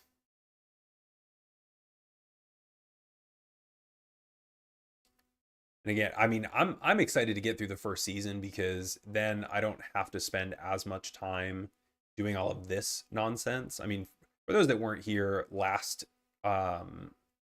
stream, or really this stream, as I tried my best to remedy. I mean, when I took over at Fulham, they had 3 coaches. They had space for 12. They had 3 coaches, like 2 scouts, with again room for like 12 of them. It's just absolute nonsense. So I hopefully am going to have myself in a position at the end of this to move us forward and not have to worry about replacing 100 coaches and spending all this time doing this, all the like housekeeping backroom stuff. Probably overpaid there, Dylan DeGale. Freya Hunt is going to be a U18. I mean, this is for you, Mike. I'm throwing in the ask to recommend signings here. I mean, we've got a whole bunch of people. Actually, we've got, I forgot that I'd cleared this. We've got 8 people.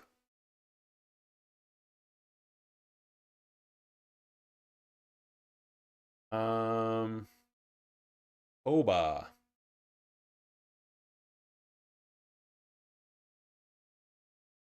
Omar Richards. Ben Brereton Diaz. What are y'all's thoughts on old Ben here, Ben Brereton, becoming Ben Brereton Diaz and taking up his Chilean heritage instead of his English heritage? I remember playing with him a lot in FIFA back in the day, and then like FM20, I think FM21, FM22 is my first Football Manager game. I've officially finally made the jump from FIFA or FC now. But I remember him being really, really great for those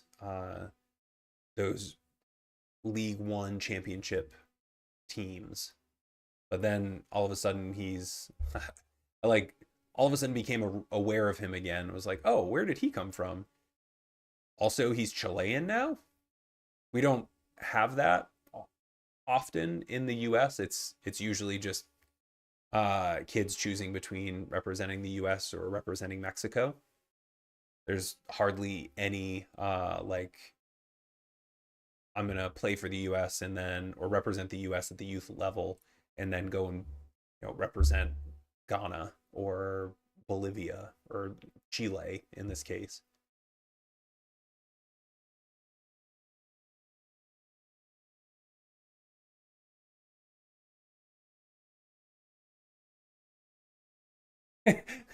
to be to be fair, Mike, I requested it and then went to go check. So I hadn't continued yet. So I don't think those were her suggestions. So I think we can give her a break there. Maybe she does though. I mean, I have pressed continue. We've gone to the next day.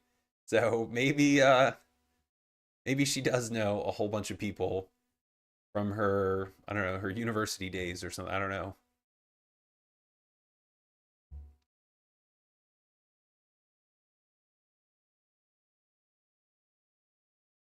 I'm gonna do that before I forget because I absolutely will. I mean, this cannot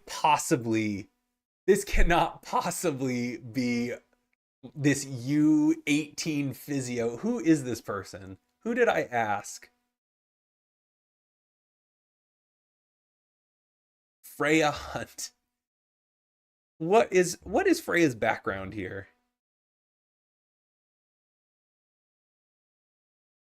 Reputation is obscure, doesn't have a picture, even with the mod to give people pictures. Based in England. I mean, this like that can't be right. She's the only person I've asked for recommendations for, and this was cleared out. And we come back with 29 recommended players.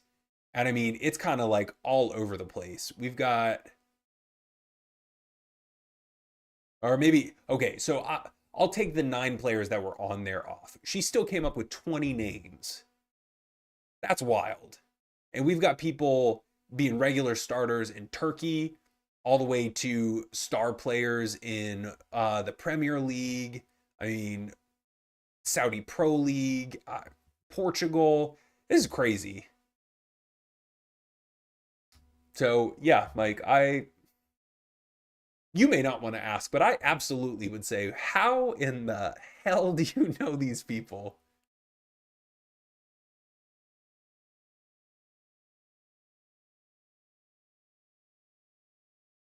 Hmm. Marco over here. I keep forgetting we don't have any money. Oh, this is frustrating. I don't even know why I look at people. Form the show interest in Bassie. I mean, if we can pull that other guy and they want to give us 52 million for him, I don't hate that. And ultimately, I feel like this transfer window is going to be very much like a who wants it. We'll sell off 2 or 3 players, take in a bunch of money, and replace them, but keep sort of the core of the team. All right, thank God we can get back to like normal people playing here. Harrison Reed, and take Sanderberg out because again, we're still trying desperately not to play him because we want to be able to spend 1.4 million instead of having it taken away from us or taken out of our budget. He's still 2 days away from full fitness. Castingay is back though. We'll take Tete out. All of my African dudes are still on international duty. Hopefully Nigeria goes out quickly because they're all with Nigeria. So we are still rocking a not stellar team. Oh, that's Jiminy Christmas. I'll figure out the buttons here soon, probably. All right. Cool. Let's go. I want Sessignon out there. He was so bad. Maybe I'll give Kevin another chance. Though I had him on the right last game. Adama Traore plays on the right. His crossing's only... I might play him on the left. Because Kevin was really great on the wing last game when he went up to Muniz. And Traore can be an inside. It doesn't really matter. He's trash at everything except for speed. He's very much a speed merchant. All right, we'll see what that does. See what that does. I'm sure I've just completely ruined everything. Yeah, maybe. But I mean, if she's watching really great people and they, I don't know, they don't look at me like I'm crazy when I say, hey, do you know this person? She recommended you to us. And they sign with us. I'm okay with her pulling some sort of like crazy ESP mind control trick on these players. It is dumping out. I don't know if this is our first rain game in the save or in the stream, but it certainly hasn't been raining like this before. This is torrential. So we got West Ham over here playing a 4-2-3-1. Ward Prowse, we got to keep obviously an eye on him and his free kickness.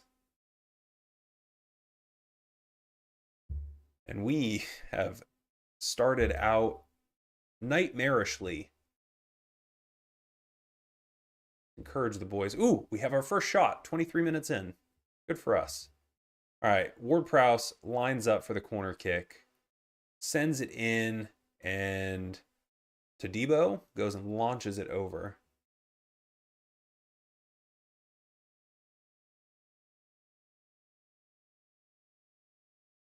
We're really going to have to keep an eye on this Kevin Adama situation. I might have to switch them back just because it's going so poorly.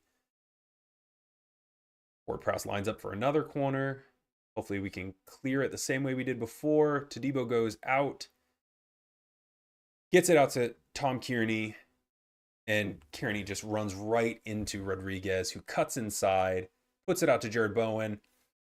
James Ward-Prowse, with the shape from the top of the box, just opens his hips and just passes it into the top left corner past Lecomte. I don't want to watch that nonsense again. All right, this is going swimmingly. Yikes. That we are very much missing our African players. I mean, that's 3 starters just gone right off the whack. And Ward Prowse has another corner kick.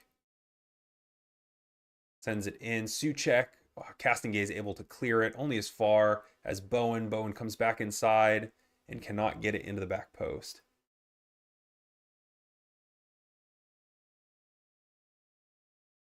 See, the waterlogged pitches, that's interesting. I have now played several seasons at the non-league level in both my Marine save and then just kind of hanging out, seeing what's going on, how to play this game saves. And I have only had one waterlogged pitch.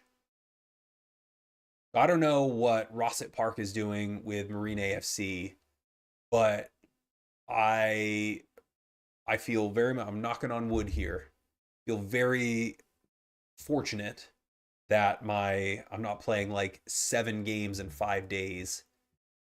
Like I know some of the calendars that I've seen both in FM26 and FM24, some of them have just been shocking. So, certainly considering myself to be lucky.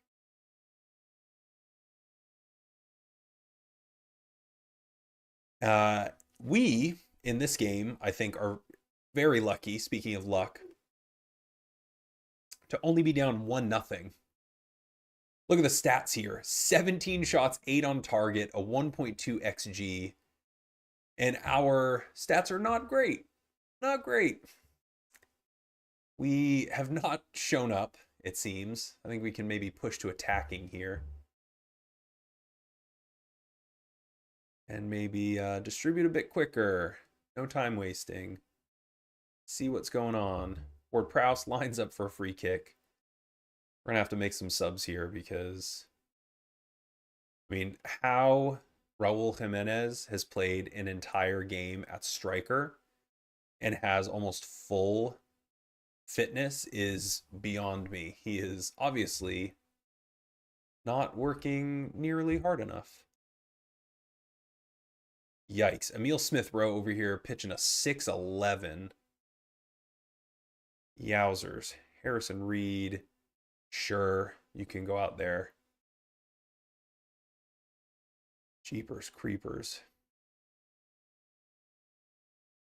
Let's have you be a central midfielder. Central midfielder through and through, buddy. Kevin's on a yellow, because of course he is. Sessignon, you can come up there. Golly, we have just fallen off the face of the planet. Cuenca. Yeah, I guess you'll stay. And it's upsetting because we don't have players to replace players. I mean, the best we can do is put our 19-year-old homegrown kid in. You do have enough time for you to make an impact, though. All it takes is 1 to draw us level. Yeah, I mean, that might be true as well. That would be really interesting if they were taking, if the game, with as many issues as the game has, Thomas Suchek just, I mean, that was probably 7-8 yards out from the penalty box and just shapes it past Lecomte. Bowen takes it down, back to Ward Prowse. Ward Prowse, we at least cut him off, which is nice, but goes out to Lucas Paqueta. Dioff lays it back to Suchek. Short, long, and here's the long. I mean, Lecomte is not getting there anytime soon. But yeah, I mean, it would be incredibly interesting with as many things that are wrong with FM26 if somehow Sports Interactive have figured out a way to have the geography of a team Oh, Adama Traore puts it in and doesn't go anywhere. To have the geography of a team affect the stadium, the ability for the stadium to like drain and all of that. I know that like obviously warm climates and all of that are going to drain better than other climates, and it's going to rain more and blah blah blah blah blah. Like I get that. But it would be really really interesting if they had found some way to have that be meaningful. Like you were saying, a team being below sea level, and therefore there being zero draining because everything's draining to them. If that's the case, though, I would argue that maybe you could have put a little bit more time on the game as a whole instead of that really niche nonsense. We just lost 2-0 to West Ham. I don't know where they are in the table, but they are ahead of us. Yeah, they're in 11th. In fairness, they were only 1 point ahead of us when we played them, because they're on 23 points now. We are on 19.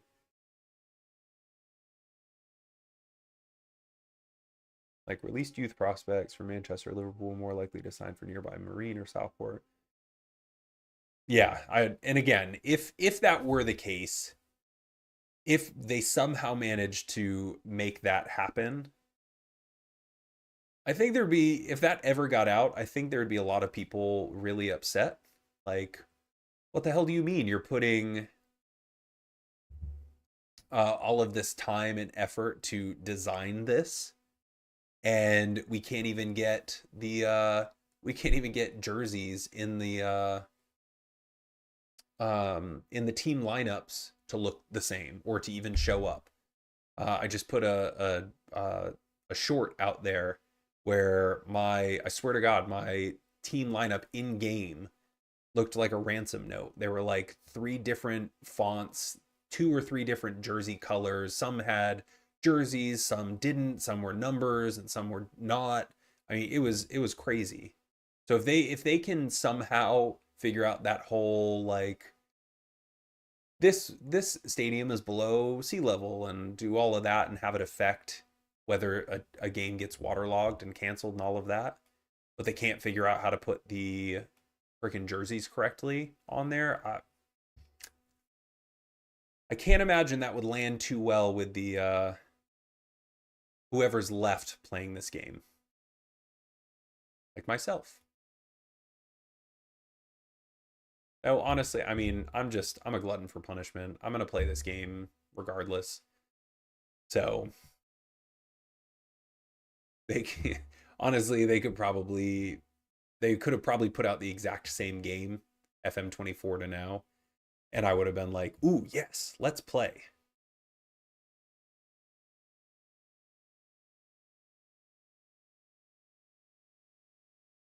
Oh, of course they won over Uganda.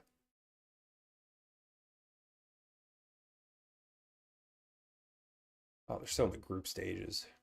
Friggin' A. They're gonna be gone forever.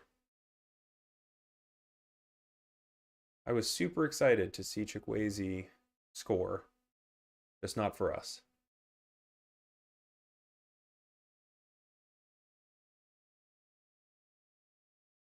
You should be starting more games, but I also don't want to play you in more games because then, I mean, we could just put him up for, yeah, go ahead and offer the player. We can't afford to pay the 1.4. I mean, we're already 3 million plus in the hole. We're now, jeez, we're now 7.7 million. We're losing $7 million a month. Yikes.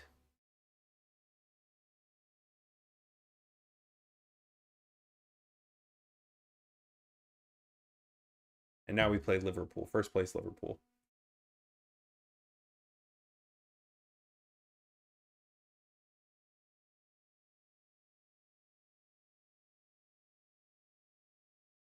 Yeah, I mean it's kind of different, at least for me, because I'm still actively playing FM24, and so every time I go back, it's like a reminder of what I'm missing, and how fluid everything was. But yeah, when I'm like focused on the Marine save and I'm just kind of locked in on that, or I'm playing this, I'm not sitting there being like, oh God, where the hell is this?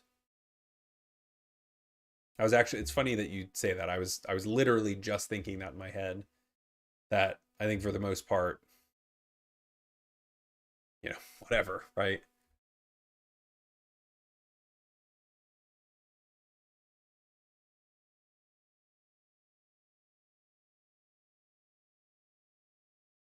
Well, at least there are some pretty stellar. I mean, David Mills, 74 years old, outstanding across the board. At least there are some stellar scouts out there.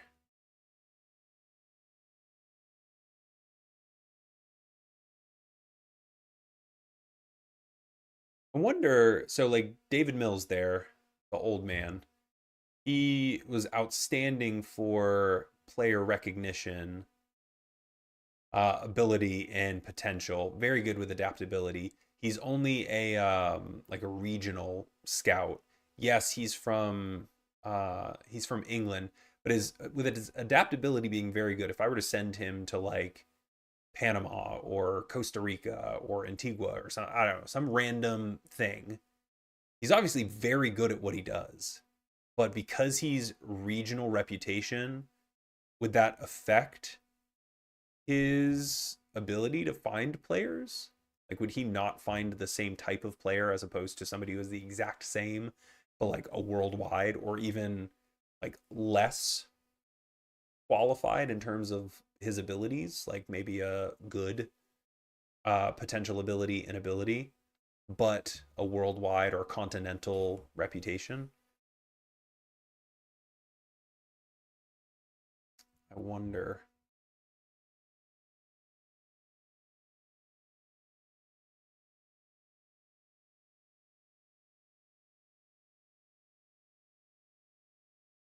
Yeah, well, Liverpool, yeah, Liverpool and Fulham, I think we can both agree, are slightly different in terms of their sponsorship pull. So Spinazzola is going to join us, and I'm immediately going to start training him as a right back because I've been thoroughly unimpressed with Tete and Castinguay. So you are immediately going to be a right wing back. I mean, he can play there, but he is not natural there. I have you as a fullback. No, it's a holding fullback, right? Is that what our? No, I guess we have just the fullbacks. Let's go ahead and make you an offer. Oh no!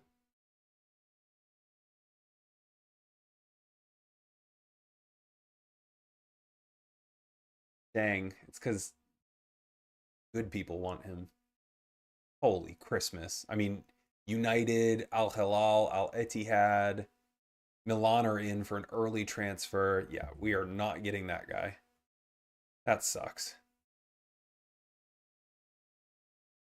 All right, we've got all these people out of contract. The only ones they think that we should offer a contract to are Jabizo Nwoku, Nwoko, and Adama Traore. I'm not going to get into that right now. Staff contracts. We only have 5 staff. See, this just speaks to how terrible the staffing situation was. Usually, these first staff contracts are like 12, 13, 15 people long. We have 5 members of our staff that are out of contract in 6 months, probably because we started the save with 5 staff members. And those are the only ones that we didn't hire. That's crazy. All right, we are about to tick over into the January transfer window, and I am going to immediately ask for more money if they don't give it to us. We are out of the relegation zone, which is nice. Adi Riyadh. Who do they want us to transfer list? Alfie McNally? I don't. That is not somebody I'm worried about. All right, so we do have some responses, which is spectacular. Let's see who these strikers are, because we cannot score a goal to save our lives right now. Lots of people want Danielle Mullen.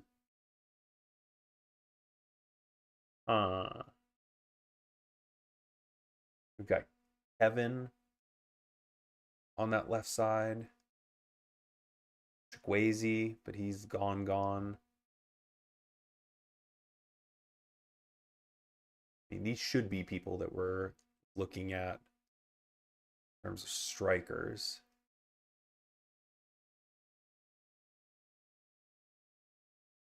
Who has Pedro? But that's Fluminense. I really want to go and swing for that. Corinthians, you're Alberto. He is much younger. Eintracht Frankfurt, Victor Roque. Leverkusen and Frankfurt. He's 20. We might be able to reignite his career. Go ahead and scout both of those dudes. Pedro over here, 28 years old. I mean, throw him a scout. Who knows? Who knows?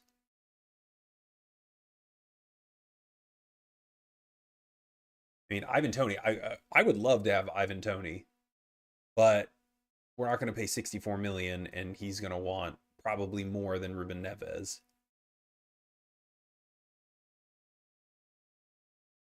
He's not even on one of the good Saudi teams, and he's only scoring 12. I just saw a transfer rumor about En-Nesyri today. Some team is looking at him. Some team in the relegation, in a relegation battle in real life, is looking at him. Did we try to get Goncalo Ramos? Because I would love to get him.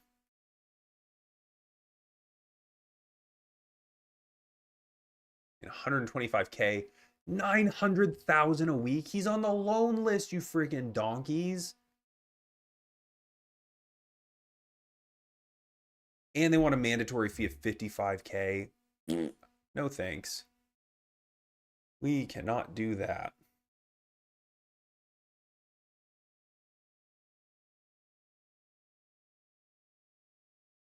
Well, tater tots. Doesn't look like we'll be getting any of these dudes. He might be somebody to look at.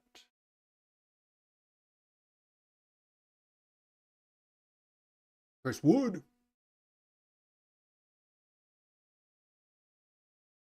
Gladbach. 3 goals and 6 appearances. We give him a scout. Let's move on. Let's see these center backs, because we freaking need the help. I mean, this guy's getting paid $1 million a week. Like, what are we going to do with that? And all the strikers that I just looked at, like, cool. Again, what are we going to do with that?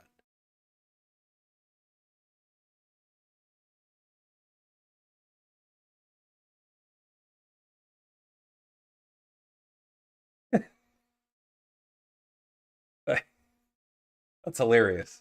I feel like that. I just saw Balotelli sign for El Atifek and the Saudi Pro League, and I feel like that would be the same kind of deal. The two of those players, you want to keep them as far away from your youth system as humanly possible.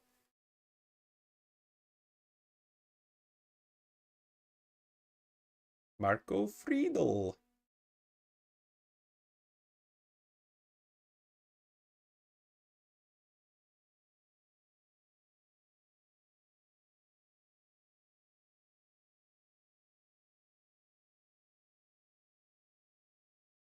That's re that's really funny. Put Ivan Toney with a professional low level prospect, and within 6 months, that prospect was temperamental. Is it just me, or did Nicholas Shula? He looked better with darker hair, right?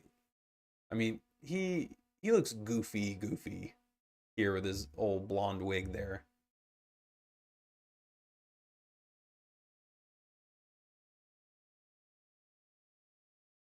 I mean, he's a free agent. Might bring him in on loan. We're in desperate need of really anybody. Anybody who can help us would be spectacular. Again, like, I know I'm looking at all of these players like, oh, this could be a good a good move for us. In reality, I mean, we're not going to be able to, unless we sell some of the crap that we have out there. I mean, there's no way we're buying anybody.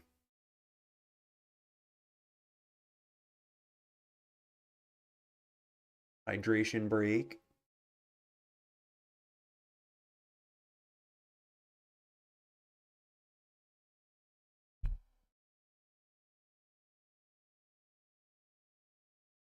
Oh no. Please. Please. Please come and play for us. Uh wants us to increase our standing in the Premier League. Well, we can't do that without players. And now freaking Traore has the flu. Spinazzola has a tight thigh. Oh, I can feel this just coming apart at the seams already. This is not fun for me.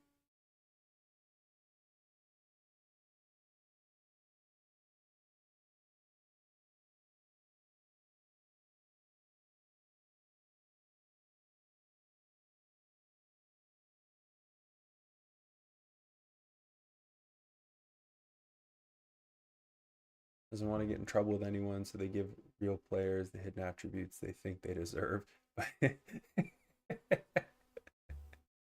Yeah,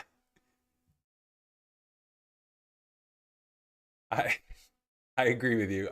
And honestly, like, I think that that's a really funny. I think that's a really funny little tidbit that you're able to kind of pull from this.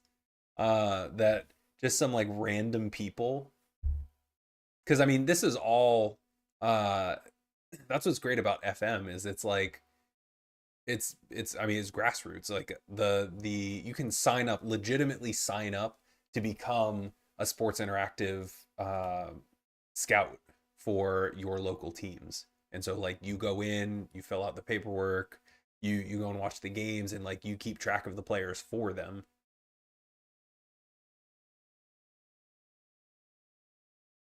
And so I think, obviously, those people, like the people actually going to the games for these lower league teams, like, they're not the ones ultimately that are going to be in charge of get a great whether you get a great hidden attribute or not.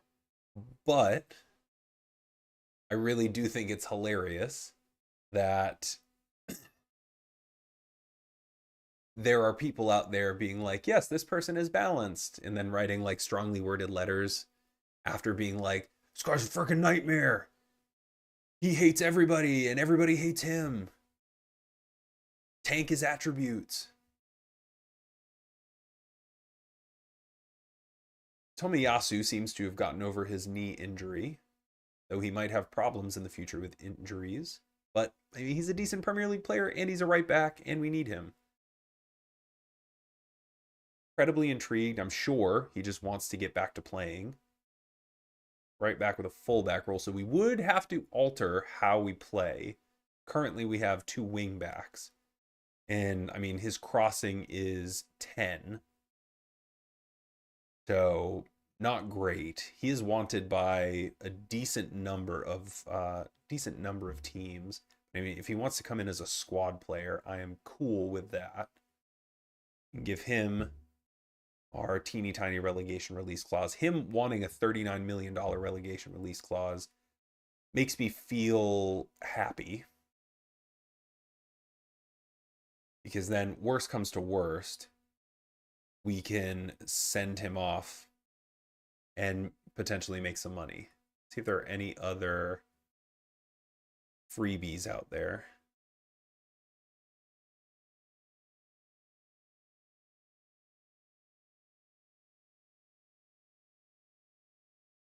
None over here. None over here. I'm so bummed Danilo decided to chase the money and not just immediately sign with us for pennies on the dollar. The heck, guy? Huh? Come on, what are you thinking? All right, anybody else? I think we're just gonna have to hold steady here. Maybe sign some players that are free. Dump all of the money into the wage bill. I'd say all the money, the $3 million we have as a Premier League team. Ooh, all right. So they're going to potentially give us more money. All right. Avoid relegation. Avoid a battle gets us $250,000. Mid-standing finish. All right. So they're not going to actually give us any money. The most they're going to give us is an extra $1 million, and that's if it's a top half finish. Yikes. Okay. Well, if we're going to stand pat, I don't think that we can do anything but avoid relegation. But I think we're going to continue to kind of scrape the bottom here and just keep above. We're closing in on 10 million in the hole here. Always looking to improve the team. That's what I always say because it is always accurate.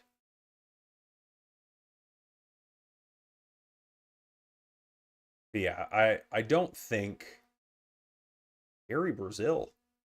I don't think we're going to be able to sign people that are worthwhile. Actually pretty good. Playing a 4-2-4 though. So I think it's just going to be free transfers or potentially, I mean, we could bring in some loans. We are a Premier League team. I would hope that we would be able to have some pull in terms of like, hey, we could give your child, your little kid here, a really great environment to play in, a high level to play in. Gary Brazil is obscure. David Lowe is good at just about everything. I think we're gonna just have to continue to rely on that.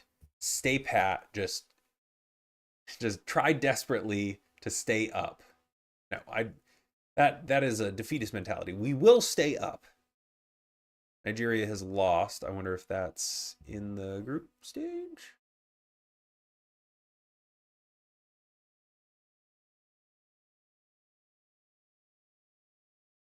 No, this is all group. When do the real games happen? All right. The boys are going through. We have to focus on Liverpool and not losing our shirts here. Honestly, I've completely forgotten that Armando Broja is at Burnley. Completely forgot that. If you change the season expectations, it will likely stay for next year too. If you say mid-table finish just because you're doing well this year, board would have that as expected for next year. Yeah, I've run into that where we tell them that we're going to do all right and finish mid-table or whatever, just to have them give us a bit more money, and then we go and blow the league out of the water, and they're like, "Cool, all you have to do is mid-table finish." Like, okay, but you know that we're really good, right? So in the end, that ends up helping, especially if you were a lower team like Fulham. I imagine that happening a lot. Any particular position? Yes, all of them. I really wish that were an answer. Yes.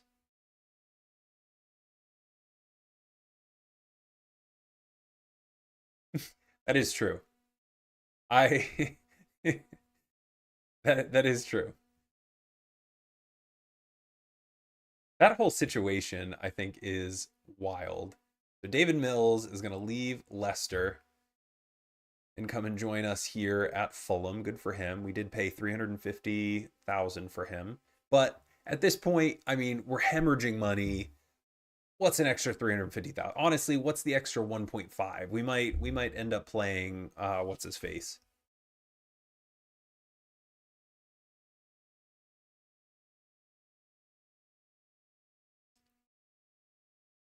All of these.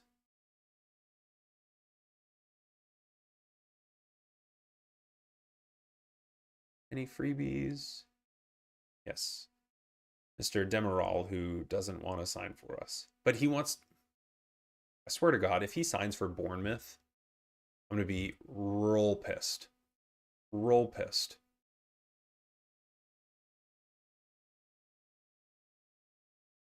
Get Matthias Tell on loan, assuming that he would want to come and hang out with us.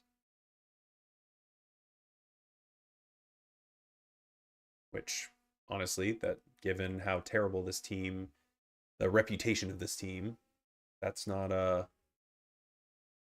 foregone conclusion.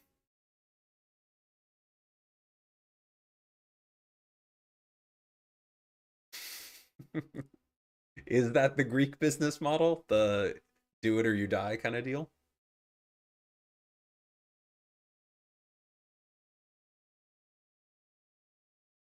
'Cause I feel like that very much is his mentality. Either you do it my way or I'm gonna chop your I'm gonna cut your hair.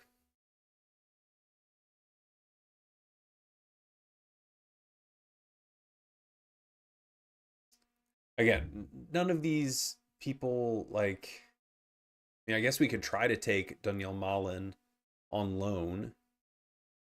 But like we don't have any money to do anything with. So it's just gonna be down to like who wants to come in party with us for free. You can go to the player database. Again, I'm only using players that I've scouted. Contract expiring. Galashi. 35. I don't have any interest in him. I Yes, I am scouting him. I mean, I don't want to make a play on him until I know. Galatasaray, Simeone, Sula.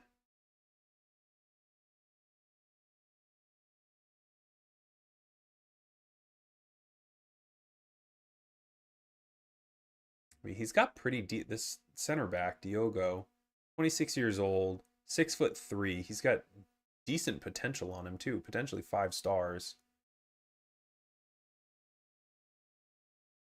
Let's see. No, that's not what I want. Loan status. Listed for loan. We just don't know enough people to have that be meaningful to us. I'm not going to take him. Yeah, all of these people are not great. None of these people would help. Let's just say that if we were a few hundred miles to the west in Italy, the word. Oh, okay, yeah. And the last thing I want you to do is get in trouble with the Greek family here on my stream. Harrison Reed, Sunderland make a $14.5 million offer for him. I mean, that's above his the bottom of his transfer value. And he's 30 years old. What do we want to do? I mean, we need the money, so I'd say we definitely look into it. They only want to pay 8.7 now. Let's say we want cash up front. I don't care about your installments. Cash up front. And we can go per league appearance. 90K.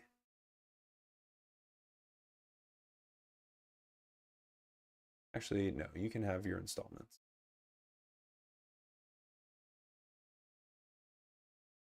You can have your installments, I suppose. We can get rid of the league appearances. What you think? All right, so we are going to sell Harrison Reed for $16 million, $12 million up front, and then after 20 league appearances, so, you know, just into next season, we'll get another 2. Yeah. That'll at least give us some cash to kind of play around with.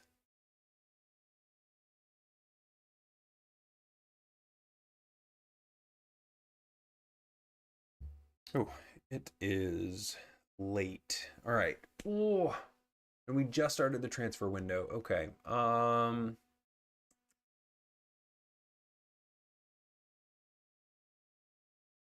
Let's see if Nathan Townsend knows anybody.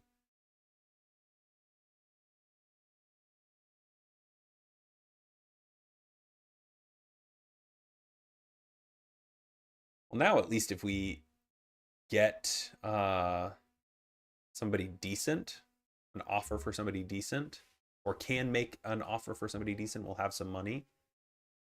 Nobody wants Sander Berg. All right, he won't stay where he isn't wanted, and I don't know if I want you.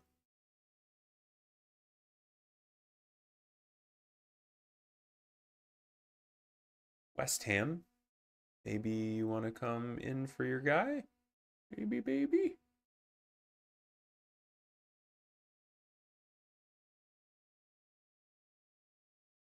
Let's transfer list him. He's just not good enough.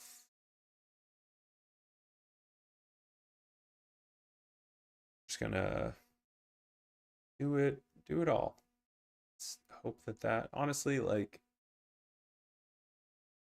all advice for next match. Let's just see what that does, because it literally cannot get any worse than what I anticipate it's going to be.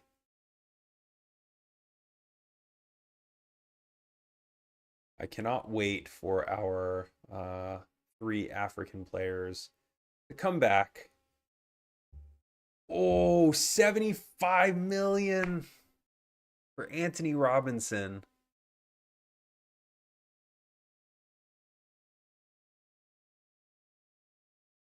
Has no interest in joining Brighton. Okay, great. So we can just out of hand reject that.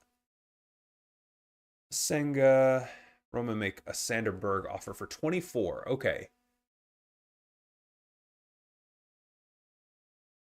Let's view the offer. Oh, it's non-negotiable. So they want 10. They're going to give 10.5 immediately. 2.25 over the next 10 games. 20 appearances. Ooh, it would take 2 years to get the full amount.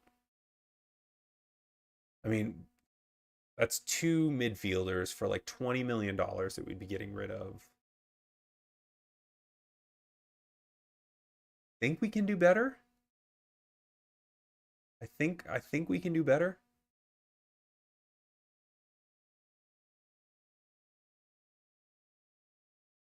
Especially if his what we could get for him is transfer value, putting him on the transfer list closer to 40.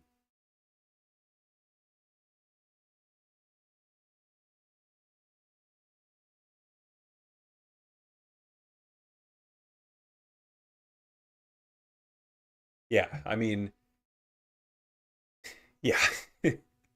having having African players and no, especially like a kind of middle table team where your rotation might not be stellar. That's tough. That's tough. Certainly is tough. All right, let's go into this game and try not to get the doors blown off of us. Sanderberg, you're gonna have to play a role here. In Alfie McNally, you can go back to wherever you came from. Burn Leno, I'm gonna put you back in goal, even though you're broken.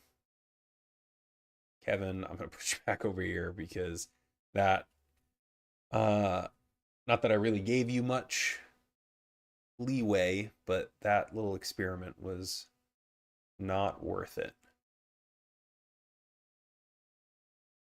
And Muniz play any no. And Menez. All right, well he can play on the right-footed. Maybe I move him out, bring him in as an inside forward. Maybe do some weird stuff. Have him counter. And then bring Muniz up top.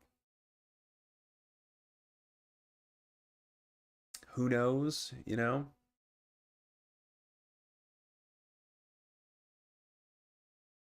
I think Diop has had his run and it has been abysmal.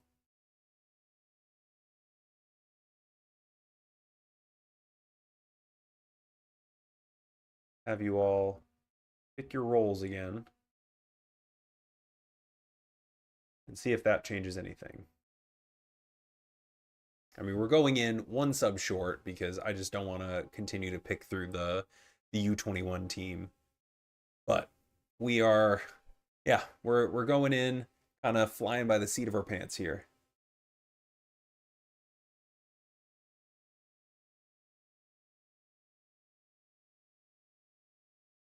Yikes. Your U23 Chinese superstar wonder kid leaves for a month to play in the Asian U23s championship. Yeah. That would be not great. Wait, nobody's expecting, honestly, nobody's expecting anything from us. And I think I sort of fall into that as well. I am not expecting anything from us. I think if we can hold this game to a low scoring affair, I think we can consider ourselves pretty lucky. And I know I'm kind of poking the bear here by continually not changing any of our formation, any of our tactics, any of that. I realize that this is not a great representation of what we could be doing in terms of like counterattacking and all of that, but Muniz gets sent up over the top. Oh, and Allison gets a big hand on it. I mean, that's the most exciting attacking play that we've had in 3 games. All right, we have absolutely started bright here. Liverpool have just gotten their first shot. Still haven't managed one on target. They've got an XG of 0.01. Mike, was that 23-year-old Chinese superstar wonder kid, is that in your Southport save? Or is that an FM24 deal? All right, we're closing in on halftime.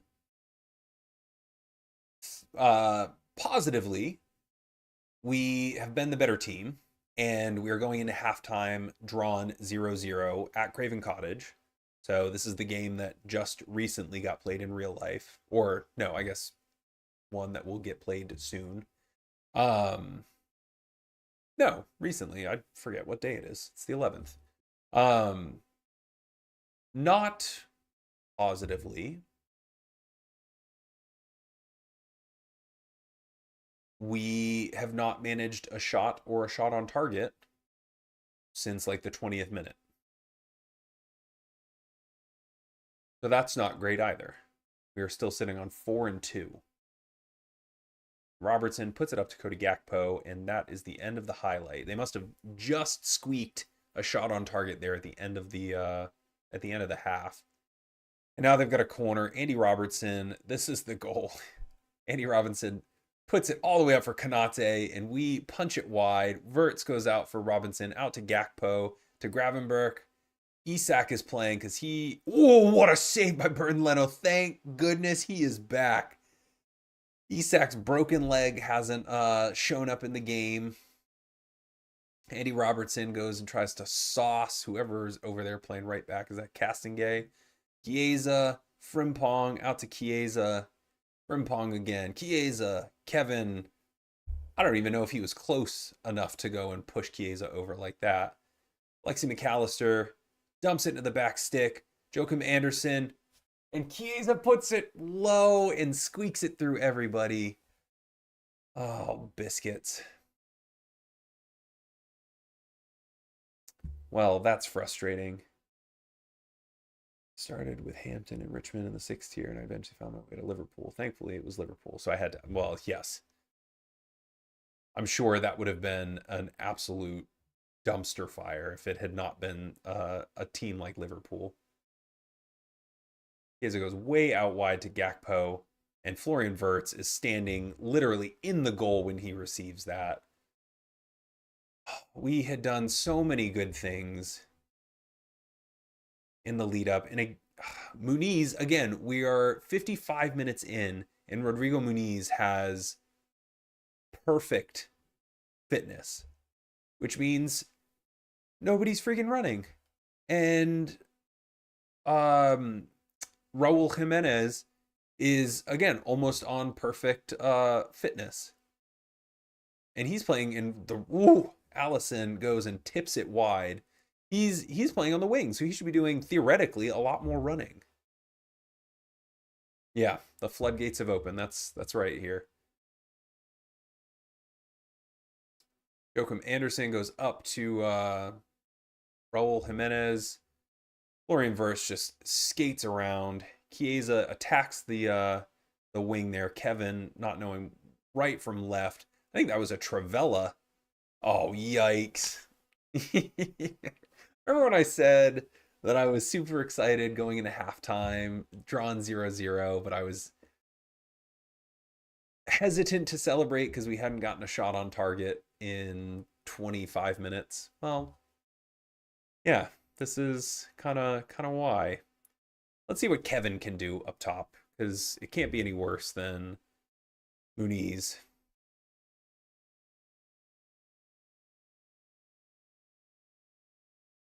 Sure, Sessegnon can go out there, be a winger.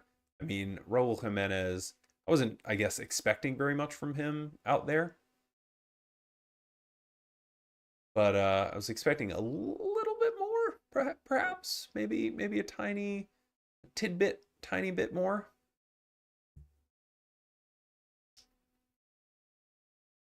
Anthony Robinson, he must have gotten his head turned with that $75 million offer. Though he did say, I don't want to go to Brighton.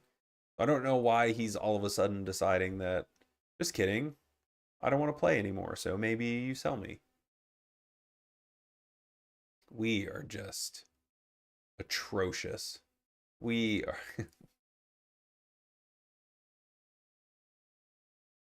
just have to get through the season. Just have to get through the season. Oh, and we find ourselves back in the relegation zone. I mean, we're only 1 point away. We're still very attached to this bottom or top bottom of the table kind of contingent.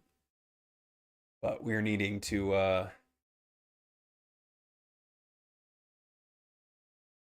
end it spitefully. Yeah, see if we can injure some people.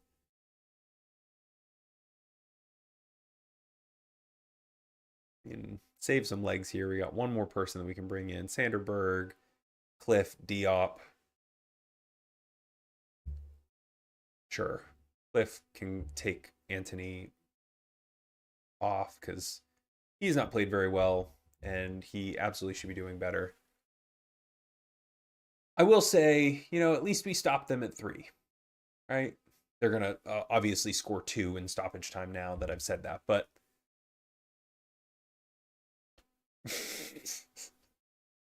I had like half said that jokingly that they were going to score 2 in stoppage time. And then Ibu. Oh my God. I said this game has ears. This game has ears. All right, well, they didn't get 2. They did get 1, but they didn't get 2. So that's, we got that going for us. All right, well, oh man, I don't know what to do because we are in a tough spot right now. We've got, I don't want to take any more time. Golly, we've got Chelsea coming up, yay. Then we've got Middlesbrough in the 3rd round. Crystal Palace, who are going to be looking for redemption. Leeds, Brighton, United. January is going to be a nightmare. Oh, no. And that was only the first time we played Liverpool. We didn't, for whatever reason, didn't play them earlier in the season. And so now we have to go to Anfield and play. Holy potatoes. Yeah. That wasn't great.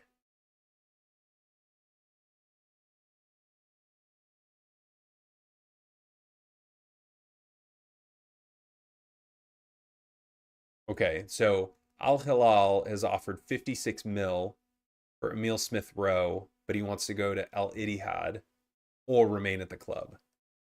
I mean, I said for $56 million, I recognize that the only 3 people that we have the potential to get rid of are all midfielders.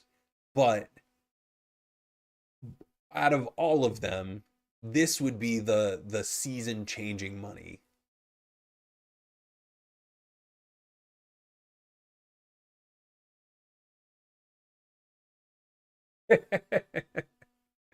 Change his name to Roy Kent. Yeah. Do you do anything with the editor, or is it just for like I've got it and now I can do silly things like that where I'm like looking at a player's dirtiness and their sportsmanship? Because that's a really funny little tidbit of info there.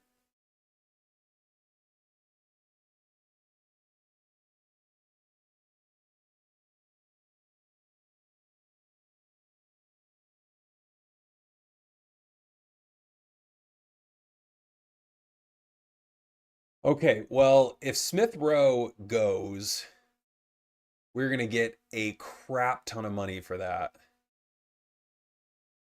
And that would be just peachy keen for me. All of our scouts are coming in just in time. This could be stellar for us because we're only 4 days in to the transfer window. I mean, we could really put some great stuff on here.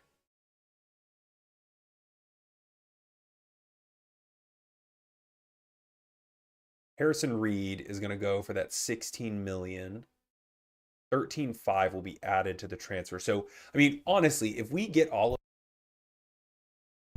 of this money, we could afford to pay the 1.5 for Sander Berg, so we wouldn't need to sell him. I think we send Harrison Reed on his way there. You've been a fantastic servant to the club, blah, blah, blah. Yeah. Okay, that's fair.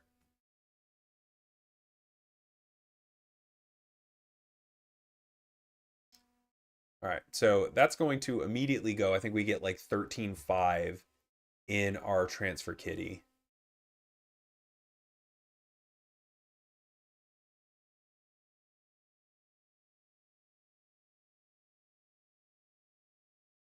Mortgage the installments. I don't really want to do that. I mean, it's only 1.5.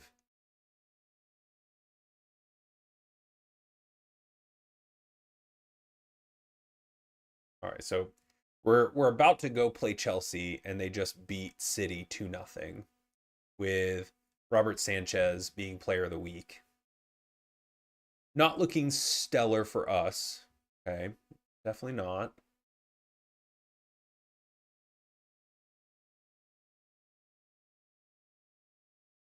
Charlie Robinson's going out. Bradley De Jesus.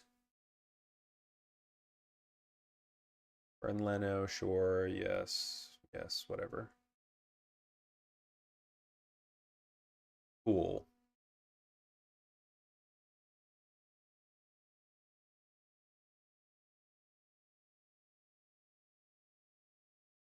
All right, so we can remove him from the transfer list because I mean, we now have to keep him, though loads of people want him. I think we do have to keep him now. Recommend or ask for signing recommendations. Oh, great. Does that mean they lost? Nigeria lost, and we can have our people back? Because that would be fantastic.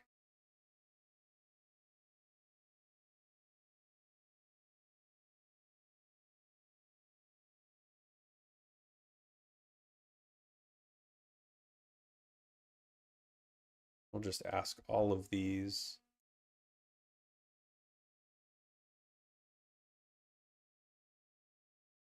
All of these people for recommendations because we need everybody.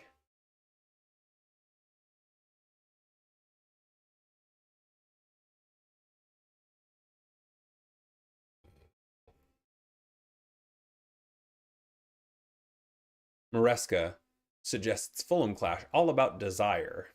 No, I think it's about you all being really, really great. So, was Chukwueze playing for somebody else? No, he plays for Nigeria. So why did he come home? Because Nigeria beat, is this Mali? Huh. Well, I'm not going to argue that. Sure, you all can go on loan.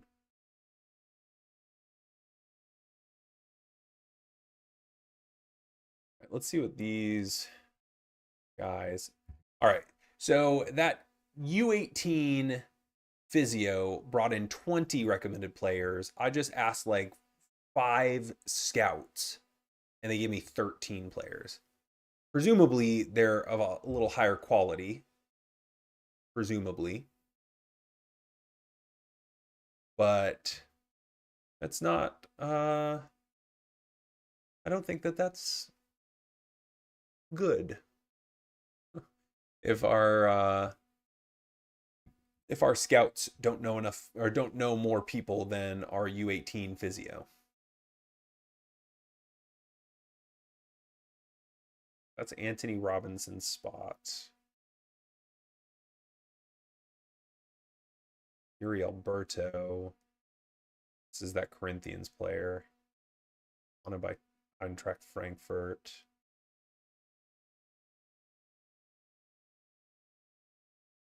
Not really anybody that I'm seeing that I'm super stoked about. See anybody's transfer. Anybody worthwhile is transfer listed. Ishmael Assar, transfer listed from Crystal Palace. O'Neal Mullen. Maybe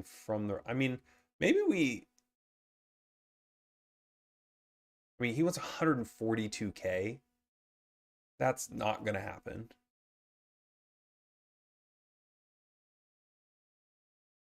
I want 175. Maybe if we can get him somewhere around there. Maybe 60 and 70. I mean, it's not going to happen, unfortunately. I mean, I'm absolutely sure that there are very well-known managers who are desperately hoping that their players immediately get kicked out by like a nonsense team. I'm sure there are like very high level managers. Obviously, they would never say that, because that'd be crazy. But I'm sure that there are very high level managers who are like, yeah, anytime you want to lose, come on back home. I mean, I don't really even know what I'm looking for here. I'm just looking for people that make sense.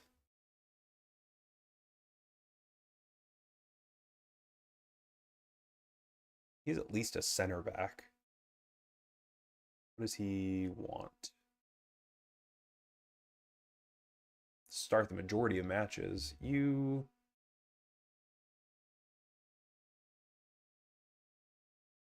I don't like you like that, my guy. Who's bid for you? Port? You're a Japanese player. Not sure I want to get involved there. Javi Manquillo. Liverpool guy. Amy Mata. Pablo Moreno. Corey O'Sullivan.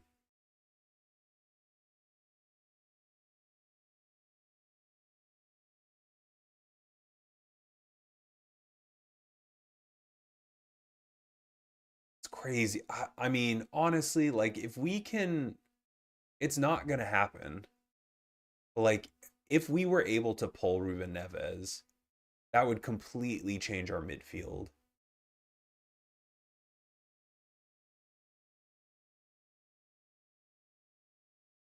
Completely change our midfield.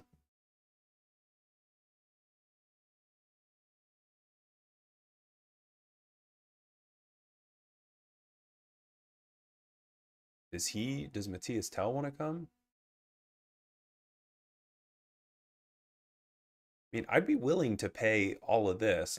I don't want to pay that nonsense. Because I mean, we don't have the money to do that.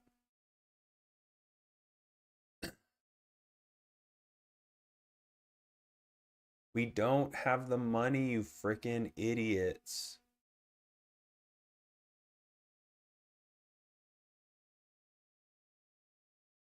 All right, well, maybe they want him to be. I didn't. I agreed to have them be able to take him back, I think, if he was not playing as a channel forward striker. But maybe he's going to be maybe he's going to be an excellent striker and we won't have to worry about it. Speaking of strikers, we have anybody that we want to get involved with? No. No is the answer. And he's too young and not quite proven enough, I don't think. I mean, this would be interesting. Like, if we can pull him on loan, Hang Lee is legitimate. And he's a left footer, so he could be a winger.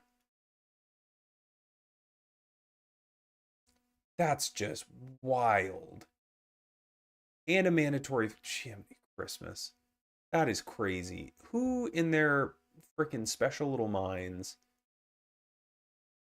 There's no way Nottingham Forest, West Ham, Everton are, I mean, Real Madrid are going to be the ones, Tottenham maybe. There's no way that all of those tiny teams are going to be throwing $1.3 million a month at King and Lee.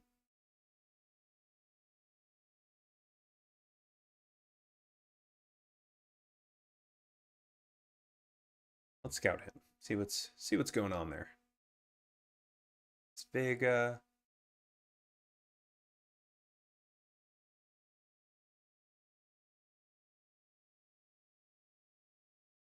Disgusting. Disgusting. I mean, Leandro Trossard, again, not super great for Arsenal, but he would be a stellar player for us. An important player. But again, they want just stupid thing. Like, that's wild.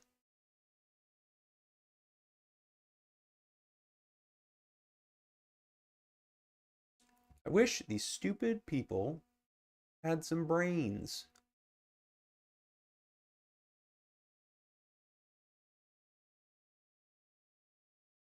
All right, well, Ego Ogbu over here, 15 jumping reach, 17 strength, 15 heading. I mean, this guy looks like a legit player for what we need. Is Diego any closer? No. Maybe we'll ask. 76 a week. Most noteworthy player. Geez, nobody thinks that anybody on our team is worth having. They like automatically think that they're better.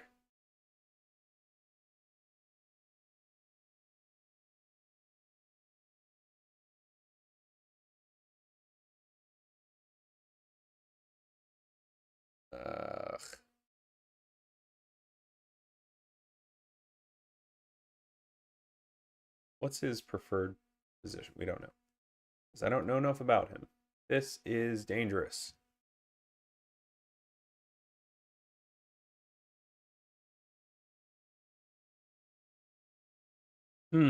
Okay. Maybe 15 mil up front. How much do I have? Exactly 15 million. So he would be maybe 10 up front. After league appearances, we'll say 30. Yeah. So after a season, I mean, he's coming in to be a starter. After a season, we'll give you 4. Still need to come up with like 6 minimum. Installments, sure, I'll go on the Never Never with you. 2 installments. Need 6 million to come up with. And then Nigerian. Do you have international? Say avoiding relegation. We'll give you the 2 million for avoiding relegation. Biscuits. Okay. Let's up it by 1 million and see what they say.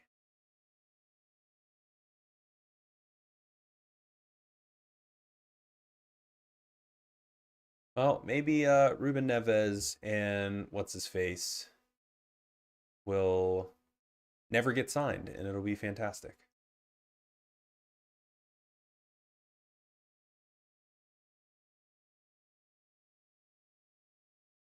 I don't need any more coaching members. Baldini was great. Freaking A. Request more coaches. That mustache always gets me.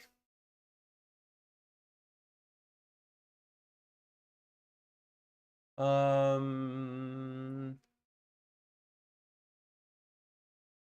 Well, I fought probably as far or as hard as I could. Do I have anybody that I want to get rid of? Goncalo Pedro, fitness coach, goalkeeping coach. I don't know what use he is. 1.39 million. Let's see if we can mutually terminate. 825. I mean, again, we're hemorrhaging money. We might as well. We might as well.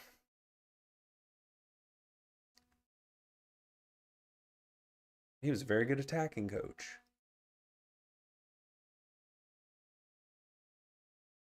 Ooh, very good fitness, very good goalkeeping. All right. Cancel transfer. Let's hold on to you. Send. Good. All right.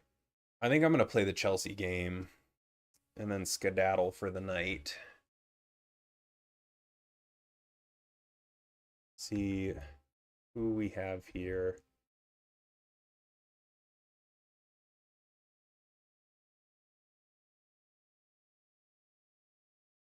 Make sure we get that guy out. Made him a promise. Oh, great. We're going to be on live TV with Tottenham. Luckily, we'll make 1.6 million off of it, but I can't imagine it's going to be worth it. All right, so Yuri Alberto, the good Premier League player. He's resolute. He'd need to learn the language.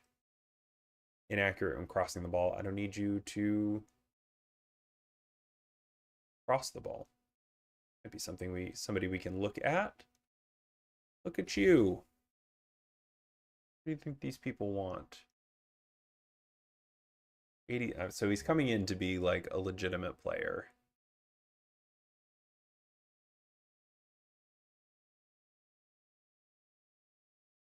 Okay, so he's willing to drop to just under 100,000. I really, really, really want Emil Smith Rowe to leave so I can start planning with that money.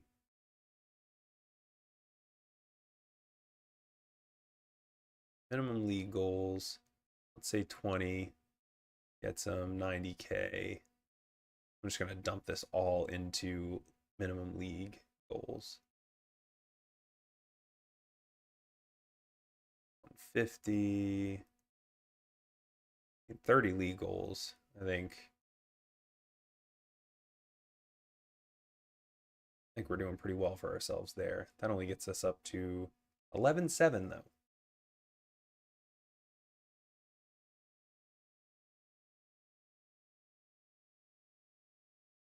After league appearances, let's go 50 games.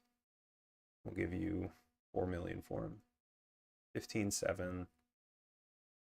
Oh, they want so much money. 28-2. Yikes.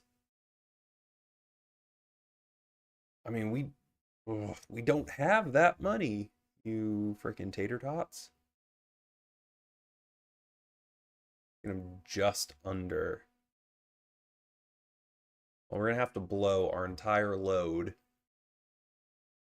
Gross, yes. Just on Yuri Alberto.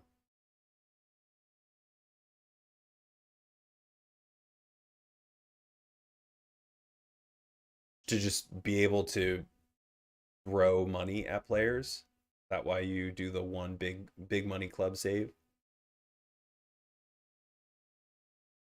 Franculino.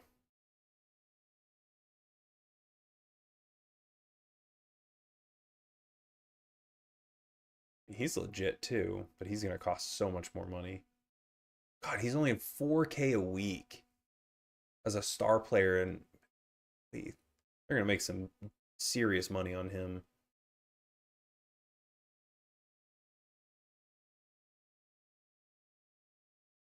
$6'4".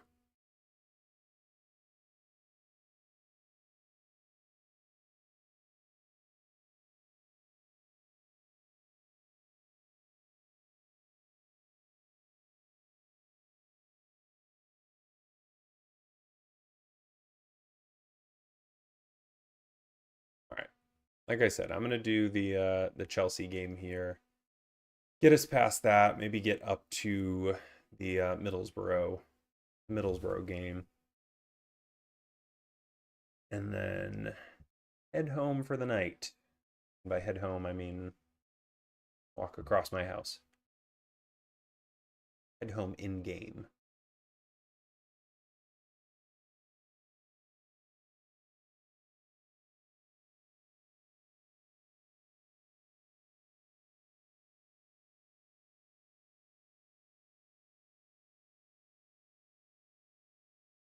They want 26.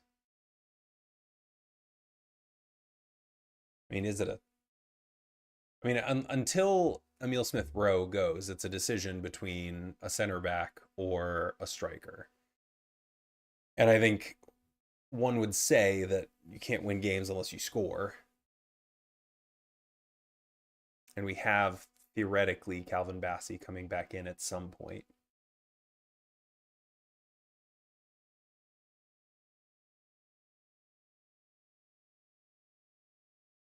Yeah, I did my very first save in FM22 or whatever, as I was like getting used to it. Obviously, this was like way more in depth than anything that I had ever experienced before.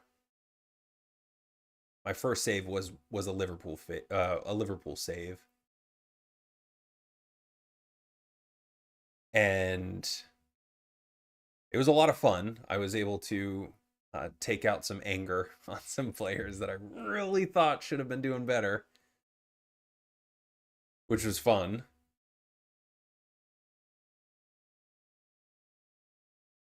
What did he want? Wants to be a regular starter, and we think that he should be a fringe player. Let's make you a squad player. No? Maybe a squad player, and we'll say in 2 years you can be a regular starter.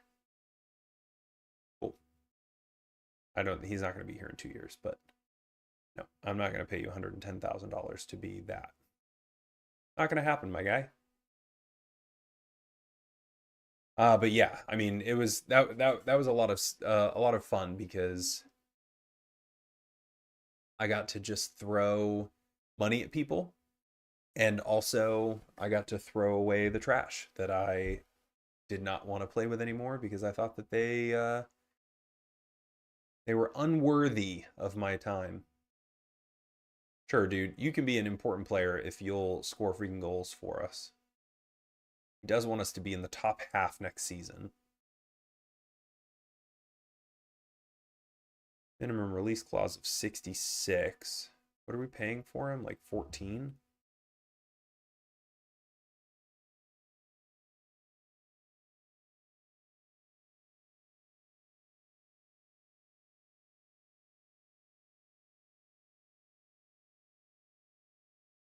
Pay you 90. We'll pay you 90 and you won't get another dime out of us.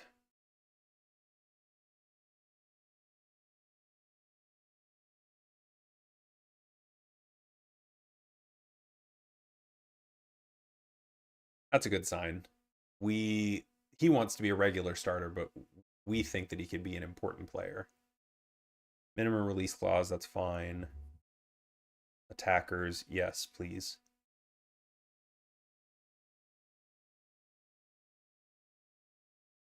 Relegation release clause, I'm going to take that down to 0. Take this as high as I can, $675 million.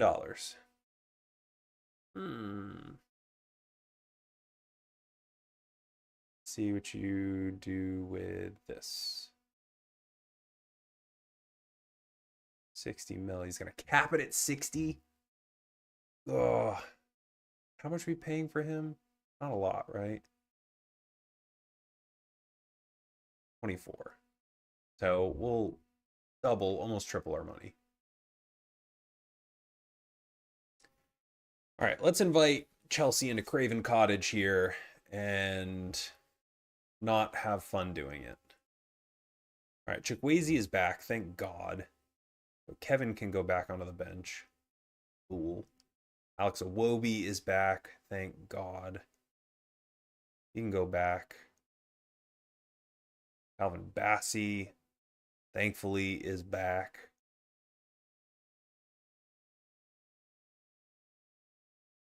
Wanka can come in for Diop because I'm not dealing with that nonsense again.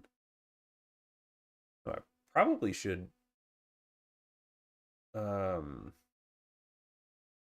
probably register him, huh?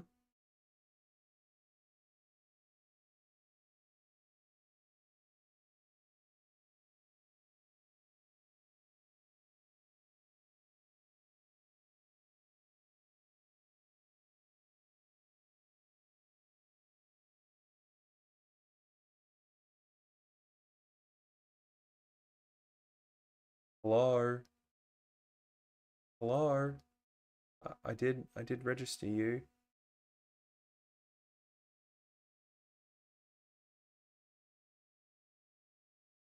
Hello?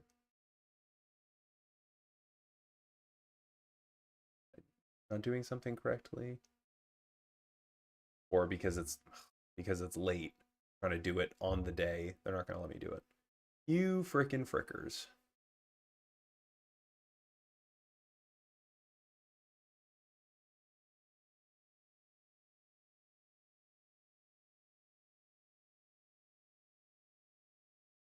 Let's put the two of them back together, Smith Rowe and Iwobi. Get us back to where we were.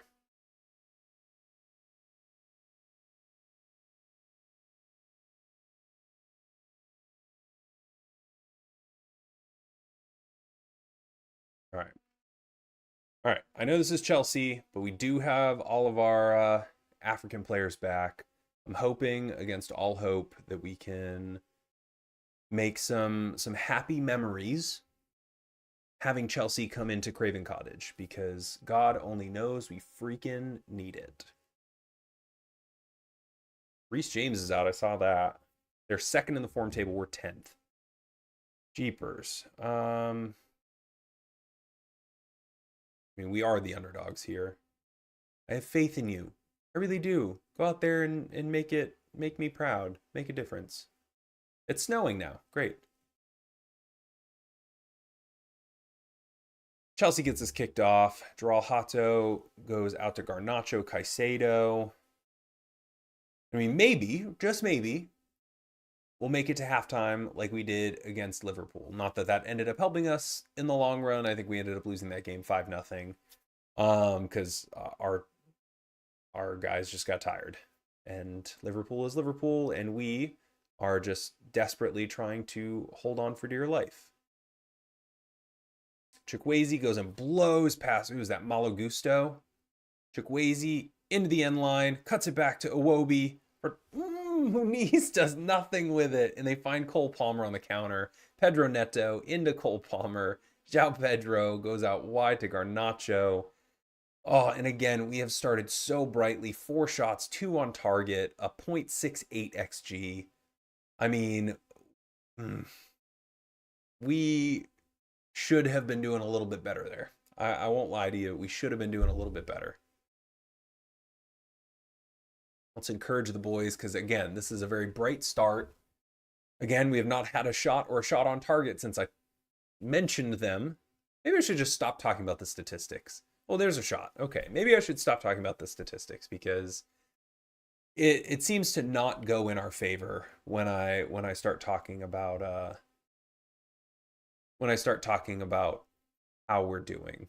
So we have seemed to pick it up. Kevin back to Castingay. Anderson. Castingay. Kevin puts it into Iwobi. Come on, Iwobi. And he gets it picked off by Enzo Fernandez.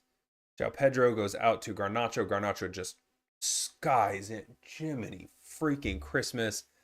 Our right back, who is that? Castingay, nowhere to be found. I have no idea where he's. If I were Bern Leno, look. No, that's our center back. Lukic. Castingay is.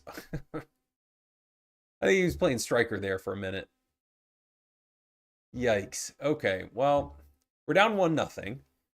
We can right the ship, boys. We have half a season to go here. We are only down 1-0. And we won't always play it directly out of bounds. That I can promise. I can almost with decent semi-certainty say that we won't always kick it out of bounds. As Pedro Neto brings it up, sends it way wide to Garnacho. Garnacho gets the ball taken off of him by Kevin, and then he just hands it to Enzo Fernandez. Oh, this is not going well.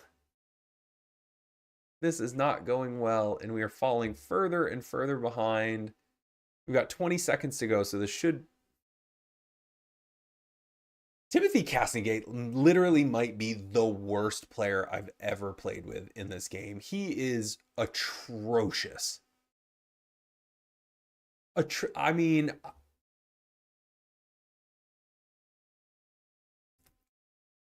I, I don't like that man. I don't like that man. In fact, I can't sum him off. Where are my right backs? Is Tete still injured? Does he still have the flu? Or is that what's his face? Adama Traore. How did I let myself get into this position where I don't have a freaking right back?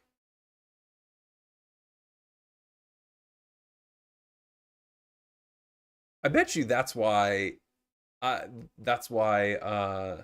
Castingay is having a shocking game. It's because he's like, he can't take me off. We don't have anybody on the bench to replace me. So it doesn't matter if I play like crap. Oh, freaking frick. But these two at least have picked themselves back up. Smith Rowe has been playing just abysmally without Iwobi. But now Smith Rowe and Iwobi are back in the center and they're having a grand old time. João Pedro, Sasha Lukic goes and steals the ball from him, but it goes right to a Chelsea player. Enzo Fernandez back to Badiashile. Trevor Chalobah, Pedro Neto back to Malo Gusto, and they're just kind of playing around us. I mean, Pedro Neto just went straight through. Fern Leno goes and makes the save. Garnacho goes all the way back to Malo Gusto. Enzo Fernandez, and they're just passing around us. This is embarrassing. Gralhato, Garnacho in again. Garnacho with another freaking goal. I might put Timothy Castlegate in the U18s. I can't look at this man seriously as a footballer anymore. And Muniz is playing at a 6 flat. We need a striker. We need a right back. We need so many things. So many things. And none of them are going to show up anytime soon. I mean, a 625, a 621. Holy Christmas. That's unacceptable from you. Oh, my Lanta. Anthony Robinson is tired as all get out. Oh, my God. This is not how I wanted this stream to go. I promise you, there is no part of me that walked into this to start and was like, I'm going to make the worst possible stream ever happen because I think it would be funny. I promise you. I promise you, I did not walk into this saying, let this be bad. I mean, let's just try some weird stuff here. Hit early crosses. Sure, go for it.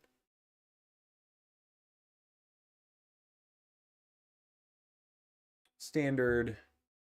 Play for set pieces, I guess. Sure. Mid block. I mean, we might as well just press them high. Counter press.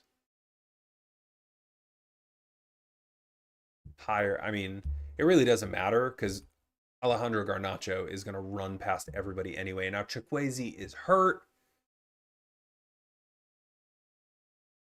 This could not be going any worse than it is right now.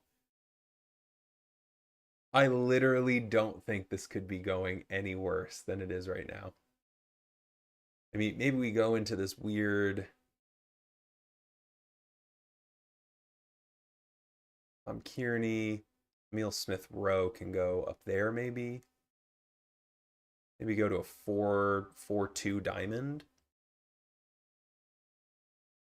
Maybe. I don't know. Is this weird enough? Jimenez, you can be I know you like to be a target guy, though I don't know why. And Kevin, you can be a poacher. Again, because I don't know why. Be a center forward. You can be a central outlet forward. Emil Smith Rowe. Sure, attacking midfield. But I want you to be way more attacking.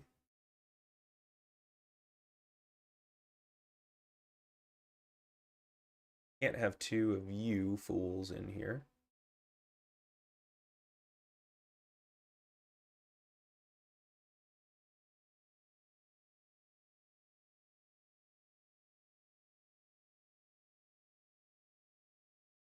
Creative threat. Let's get weird about it, huh?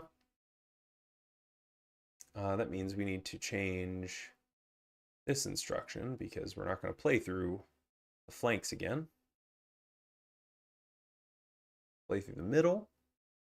Hit crosses early. There are no crosses to hit. So can't do that.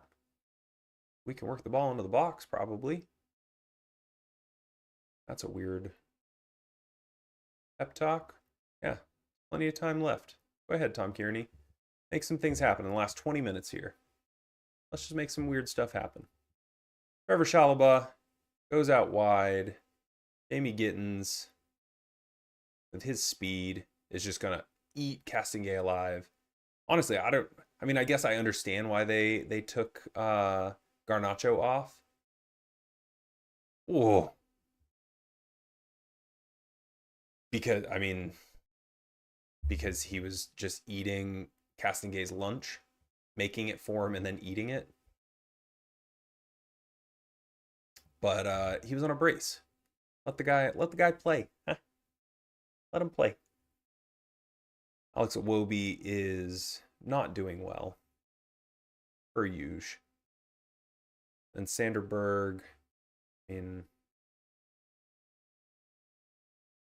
put King up there. Sanderberg, you can come in right there. No, I can't. No, you can't, you silly head. No, you can't, you old silly Billy.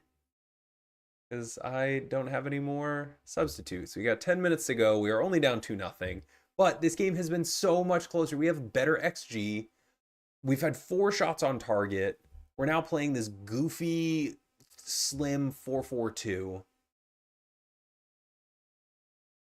And I think we've only had 2 shots since the first half. Wow, this has been troubling. We need so much help.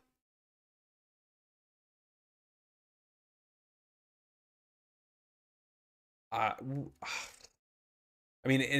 think going back to the discussion whether it's going to be, if we can only have one, whether it's going to be a striker or a center back, it has to be a striker. We have zero attacking anything. And now he's got a twisted ankle. He's going to be out for 11 days.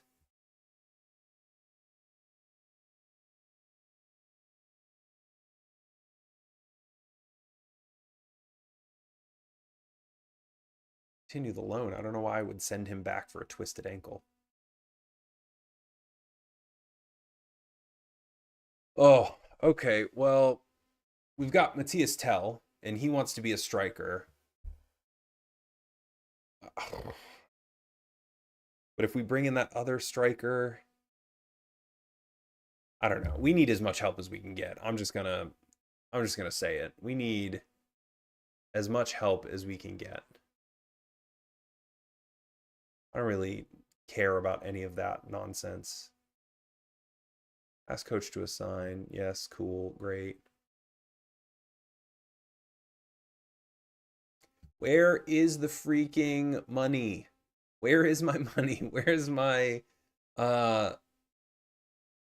what's his face? Smith Rowe money. Where's that Saudi Al Hilal money? That's what I want. Yeah, say hello to him and then get the hell out and give us our $40 million.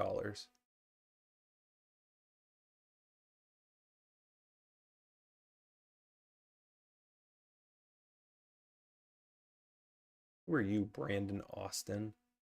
Backup goalkeeper.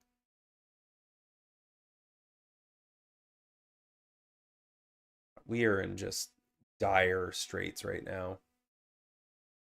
I mean, we've gone back to where we were to start. Yeah, second from the bottom. We do have a game in hand, so theoretically, if we win this, we will jump, I think, back out of the yeah, we would jump back out of the relegation zone.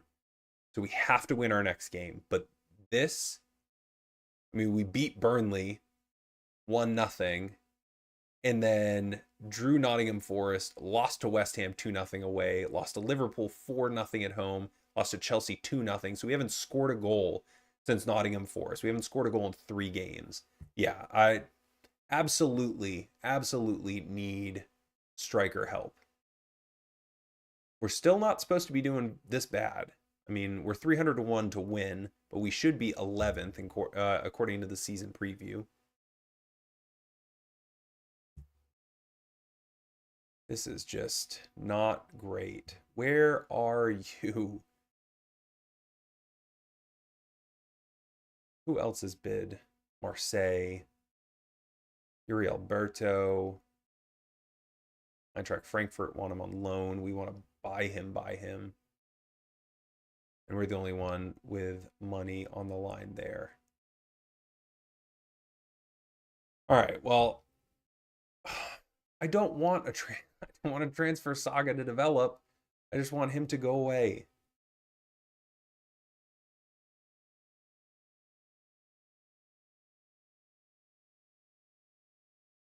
Are did we not? Did we say no to that?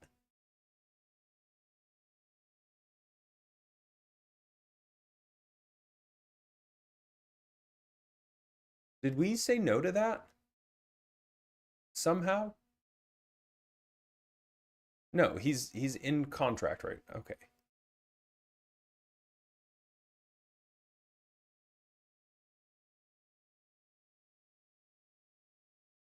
And now Josh King is injured.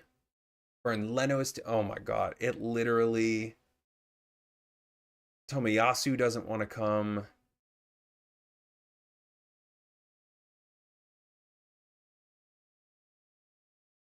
This a fractured lower arm. Ooh.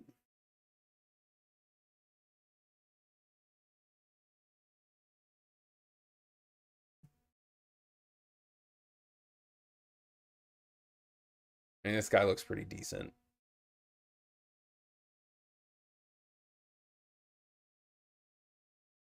No, I mean, if we can get the other player, that guy from Slavia Prague.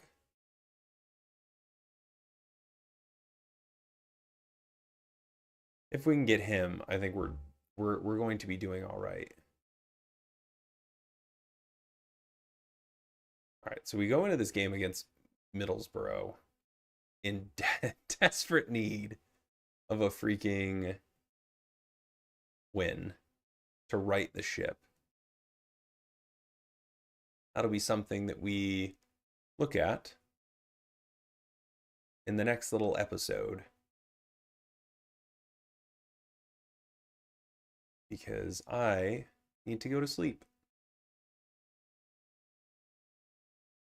I mean, our training has just fallen off a cliff. Nobody gives a crap. I've been so obsessed with winning and turning this nonsense around. I haven't even done any of this. So we've got people playing on half intensity or training on half intensity for way too long. No wonder people have been sucking in training. Oh boy. This is not fun.